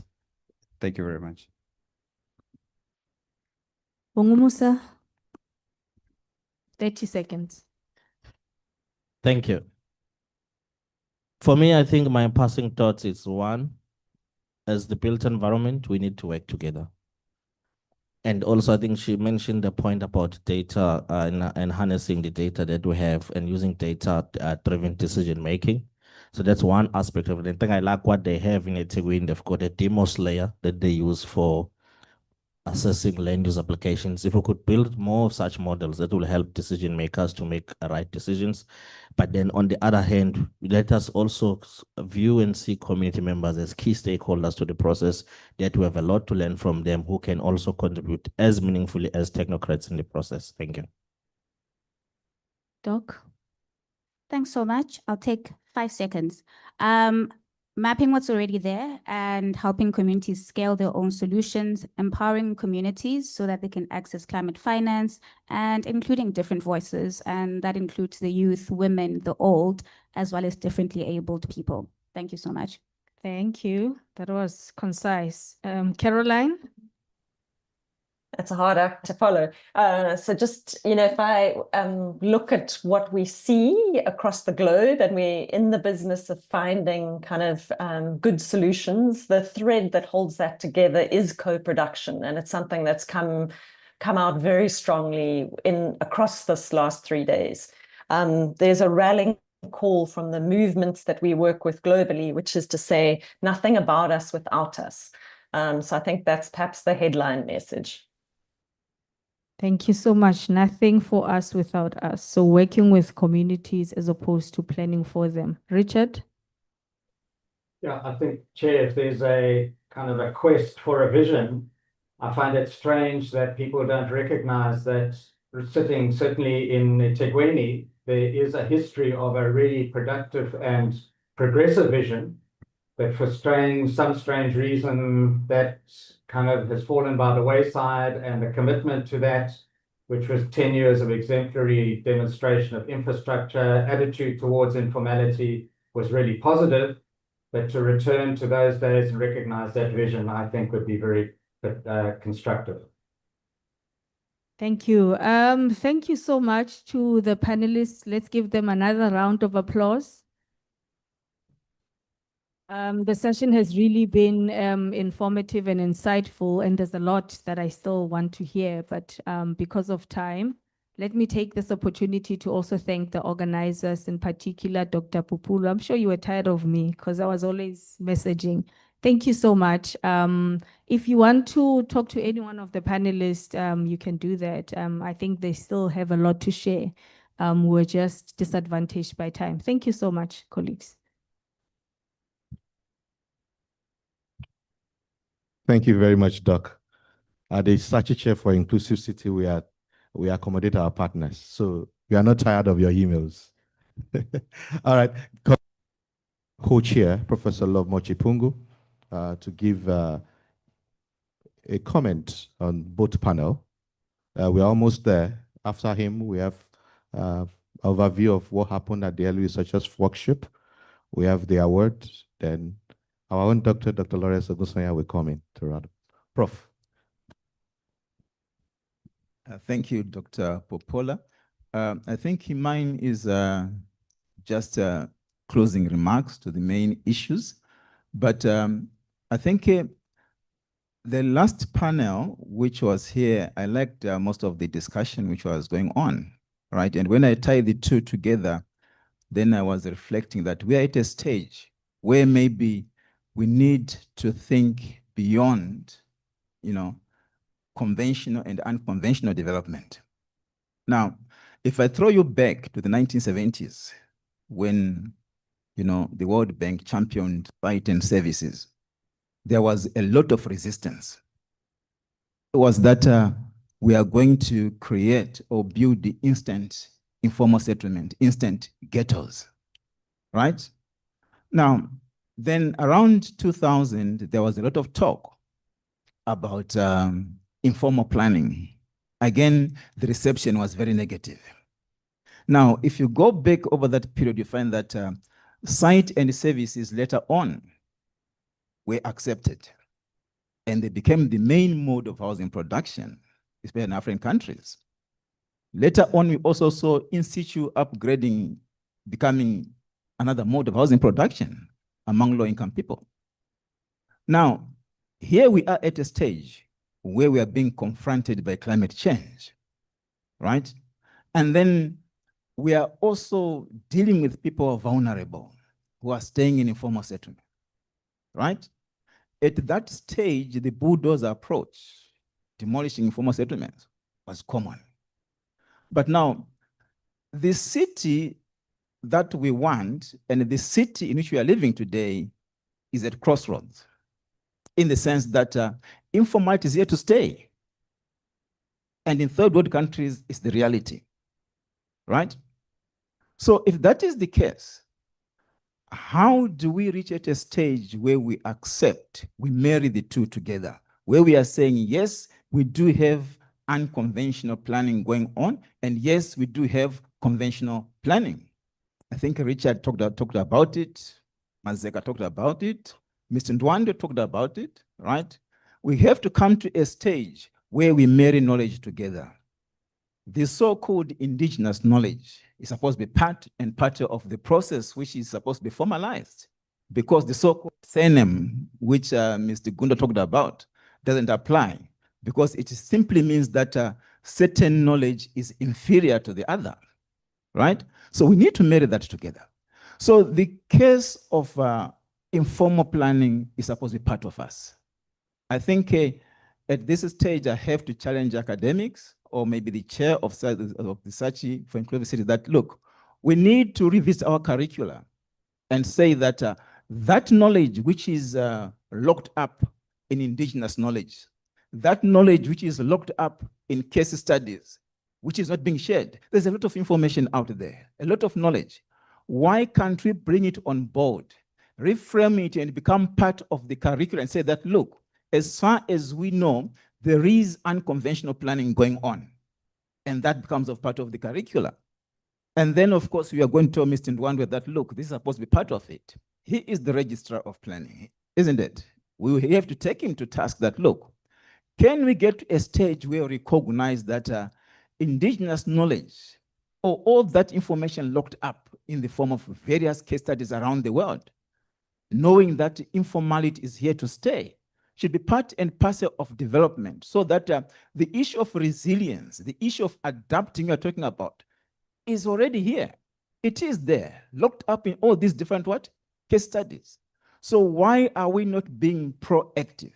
Knowing very well that informal settlements will emerge anytime, anywhere, and knowing that we have this knowledge, in the face of climate change, we need to take advantage of that. The truth of the matter is that climate change is here to stay, right? And informality have got many dynamics, which Caroline talked about, the economy itself, which at times we don't even think about. So I think we have to be pragmatic, think about informality as part and parcel of our curricula, part and parcel of our policies, and part of parcel of anything which we do in the cities. And that way we'll be able to combat climate change.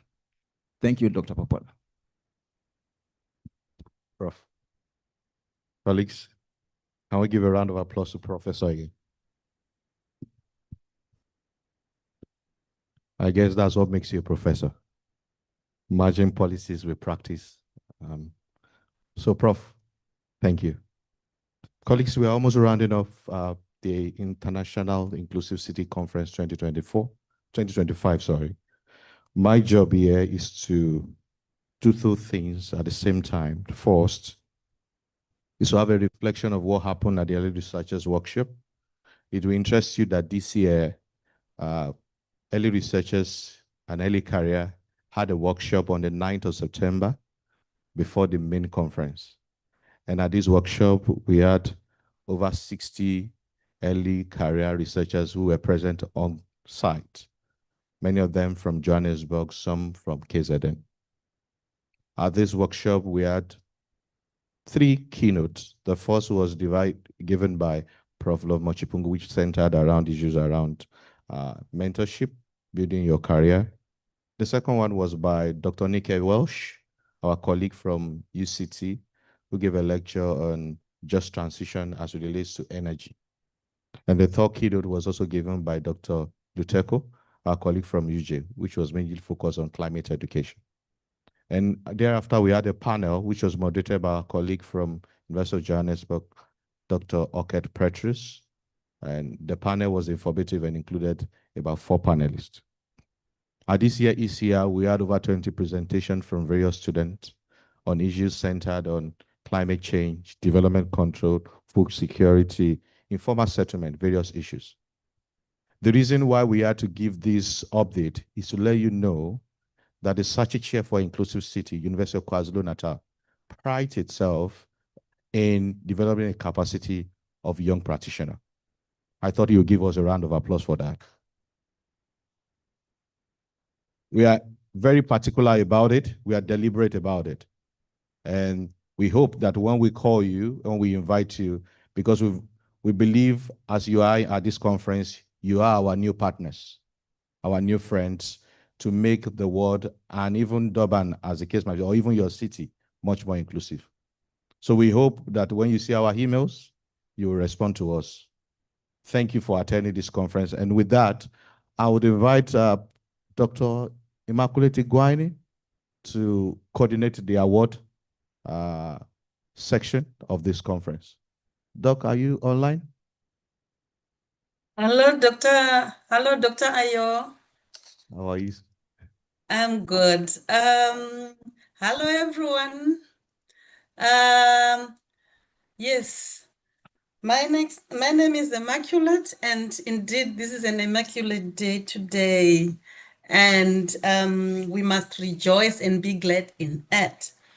And this conference is actually landing on a high note, and this high note is about awards, recognizing excellence, recognizing effort, and it was the most difficult exercise ever to choose among the best of the best, and also to make sure that we remain unbiased. So I wasn't working alone. I was working with Dr. Ayo, and we were reflecting on 3 great categories of awards. The first award is the best presentation, and we've got the first and second run-up.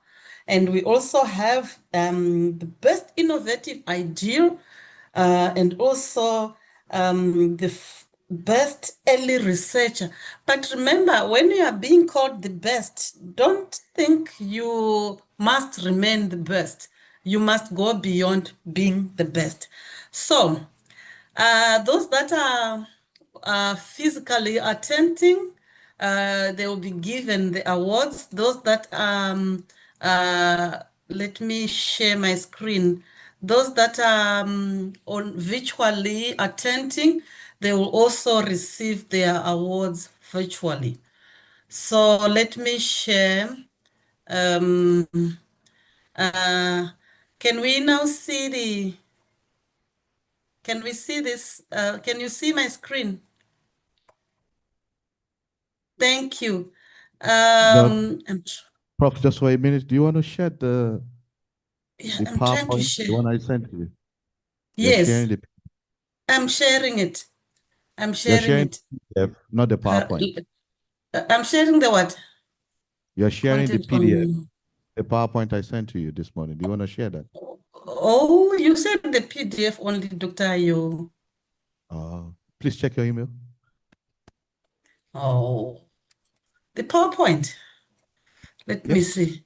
Or maybe try to share from that side, and I'll also check. Okay, just for a minute. Okay, stop sharing.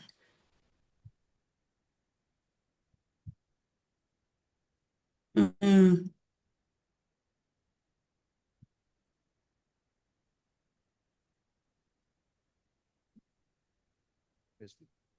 You see ICC. Ayo.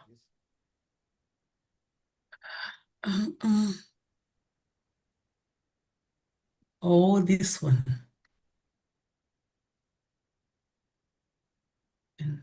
Wait.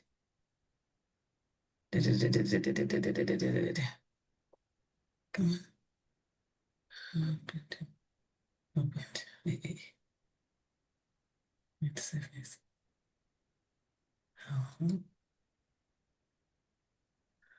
Sure.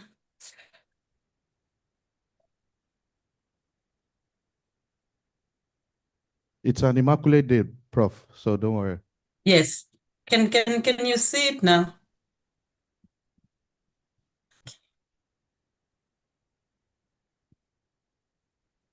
Can we see can you see it now? Yes. Right. So that's the PowerPoint that we prepared, and I'm not so sure. I'm not going to read most of the text. I'm just going to look at the awards as they will be presented. Let me try to put it on a slideshow. Right. So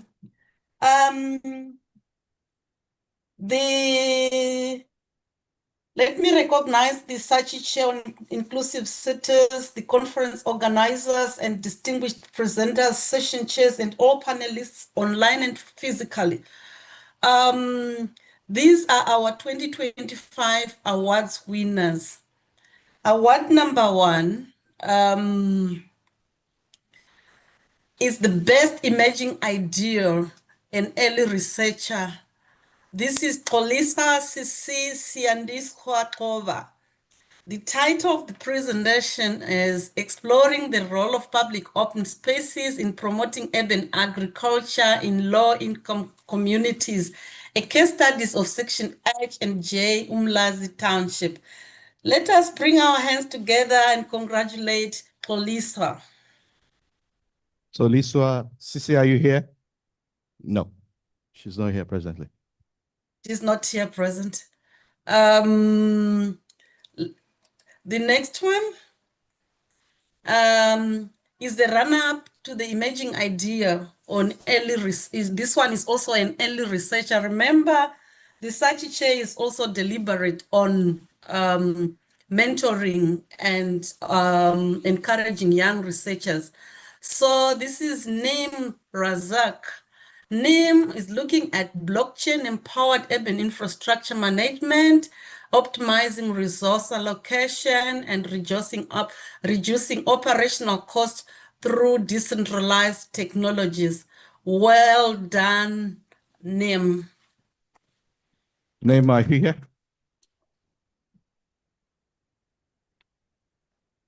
Most likely. Okay. Now we're now going to the second category, the innovative idea, first position. Well done, Leholo. This was just a dynamite. She was looking at inclusive placemaking, sustainable communities, children's participation in planning public recreational facilities, and she was reflecting on the case study of Patterson Park Multipurpose Center in Node, Johannesburg. Well done. Congratulations, Reholo. First position.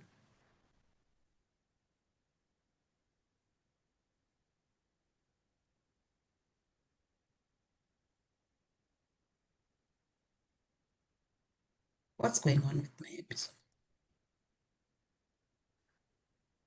Hello, Dr. Ayo. Can continue, the prof. Yes.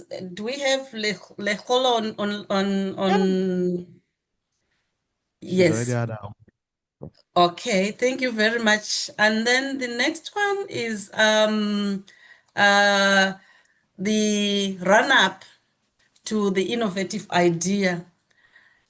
This one is shared between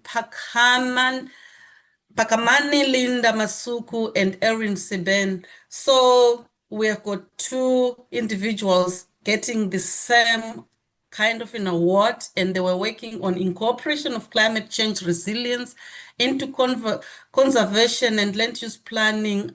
They were assessing the impacts of climate change on biodiversity and ecosystem services in the most climatic sensitive areas. Well done, Linda and Erin. Well done. Are you online, Linda? You should And then the next one,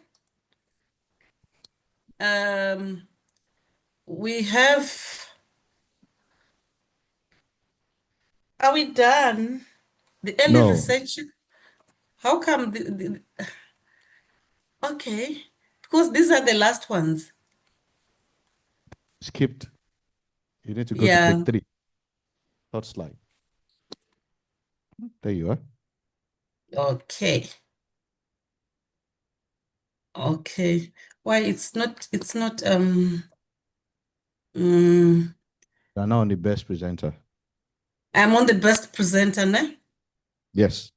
The best presenter, it's on decarbonization of inner city through hybrid bus, rapid transport systems, partial experiences of Johannesburg. And the authors, IT Tavane, Professor Gumbo, and Dr. Moyo. Well done, best presenters. This is Dr. Moyo around? Any one of them. Yeah, any one of them, we can give them the award. He's not in the hall presently. They are not there. I'm looking for the run-up. I'm not seeing it. Slide. Okay. Page 4. Page 4. I think it's okay. Let me go to my. Why is my Yes, 4. That's it. Okay. This one. Yes. Something interesting about this one. It's like this one is a third-year student, and I think that deliberate coaching, mentoring spirit was actually here, just to catch them young. And this is on Tatile Mohlahlana, and she was being mentored, or she's being mentored by Professor James Chakwizera, and she presented a paper on Let's Stop Acting Surprised. Climate change is not new. So adapting to climate change in South Africa through land use and building codes. This is the title of the presentation. Well done, Ontatile, and well done, Prof. Chakwizera as the mentor. This Ontatile is just the best presentation run-up. Well done. I don't think she's there online. She's online, but she's not there physically. No. All right. Thank you very much, Prof. Thank you, thank you. Let us clap hands for everyone who made a presentation during this conference. And also let us clap hands for ourselves. Let us clap hands for the Sachi Chair. She's the ultimate winner because she has mentored every one of us. Well done. Thank you, everyone. Well done. Congratulations. Thank you very much, Thank you, Prof. Dr. Ayo. Thank you. To interest you, colleagues, that all the awardees that got one award or the other, by the reason of the generosity and the supportive thinking of our research chairperson, Professor Hope Magmisha Chipungu, when you come for Inclusive City Conference 2025, you will not need to pay for the registration fee. Can you clap for us? So, Mokoena, Professor Gumbo, Moyo, every one of you, we hope to see you in 2027 when you come from Inclusive City Conference. And by that time, you need to remind Javina that your registration fee has been waived. Clap for us once again. All right, colleagues, we're at the end now. And just like I did mention when we're starting, we pride ourselves in various partners and numerous people that help us to keep the Inclusive City chair going. And one of them is our Dr. Lawrence Ogusoya, who will give us the closing remarks and close this year's conference. Doc, we're happy to have you. Can you clap for him, please? Thank you. That was an amazing clap. Thank you. Good afternoon, or is it afternoon, morning? The weather is kind of different. Maybe it's climate change. You just never know what happens on a day-to-day basis. Yes, it's a great honor for me to be here. I'm Musaya. I'm a good partner to the Inclusive City Research Group and all different participants actually run the program. So it brings me great honor to be here. And I'm also a little trepidated because you know how it is. I'm the last person to speak, and there've been great speakers before me. So if I mess it up, you guys will remember that I messed the whole program. So it's better for me to do it well and have your encouragement. And I also feel that there's been a lot that has been spoken over the last 2 days. Today is the third day, of course, so 3 days. And a lot of knowledge has gone through. And it's quite difficult to try and put all the knowledge that has been given and the information that has been shared and things that have been taught over the last 3 days, over in about 5 minutes. But I will try my very best. I think the most important thing I want to start off is how successful this conference has been. It may be little to some people, but I have some facts in place. There have been well over 100 academics and professionals which attended this conference, online and in contact. They've come from various higher education institutions, well over 20, and that does not even include the municipal departments and other research groups that have attended this conference. They've also spanned from over 10 to 12 countries internationally, and not only from Africa, Australia, America, and also in the UK. And of course, when it comes to the presentations that have been done online, even here in contact, there have been more than 70 of them. So it's quite amazing that the knowledge that has been going through here is quite substantial, and it really does just make a difference. So when I look at everything up and we try to sum everything up, in my own humble opinion, is that resilient cities are resilient for a reason. They survive, they thrive. And as professionals, academics, researchers, we are here to actually assist them in that resilience by including them, that as I've heard, by hearing them, and so that we can now change how we transform our cities, not just for now, but also for the future. And while we are doing that, take cognizance into the evolving change that we have in our world from an urban point of view and also from a climate point of view. So all of us that are here are going with that knowledge. I know we can't answer every question or probably be able to respond to everything which was asked, but I believe in scenarios and in gatherings like this, we network, we learn, we get enlightened. And the most important thing is that since we're all from various disciplines, we will use that knowledge and try to impact things in our own small ways. That's what I believe inclusive cities is all about. And that's what I believe that this whole conference has been able to imbue in all of us, especially me. So I want to thank all of you for being patient.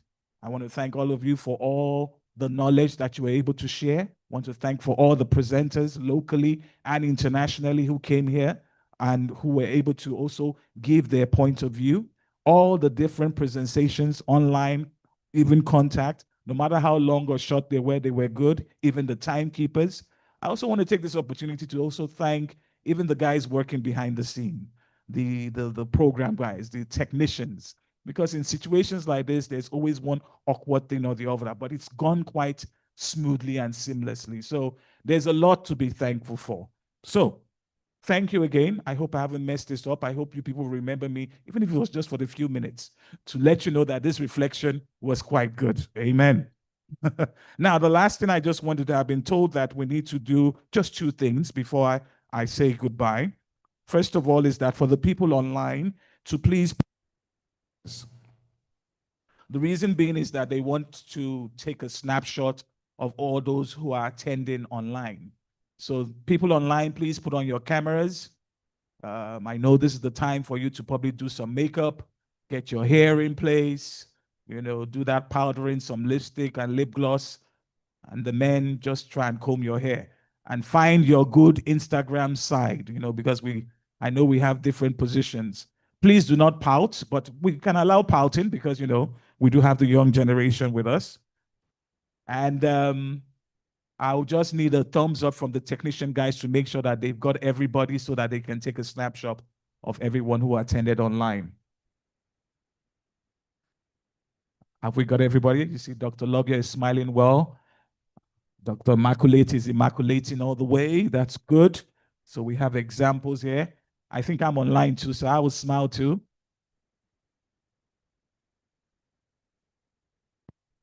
Have you got the camera? Because sometimes smiles wear off. All right, thank you. So thank you to everyone online. Then finally, for us that are here, they've told us that after the closing of this session, that we should please, is it gather outside? Yes, we should please gather outside for a group picture so that we can be able to get everything. So thank you all. And till 2027, I must say I was expecting an award, but I didn't get one, but it's fine. And since they're saying that people don't need to pay for their registration fee, I will speak to the Professor Chipungu and Hope about that. And I wish you all a good afternoon. And we meet again in different circles and in 2027. Have a good afternoon.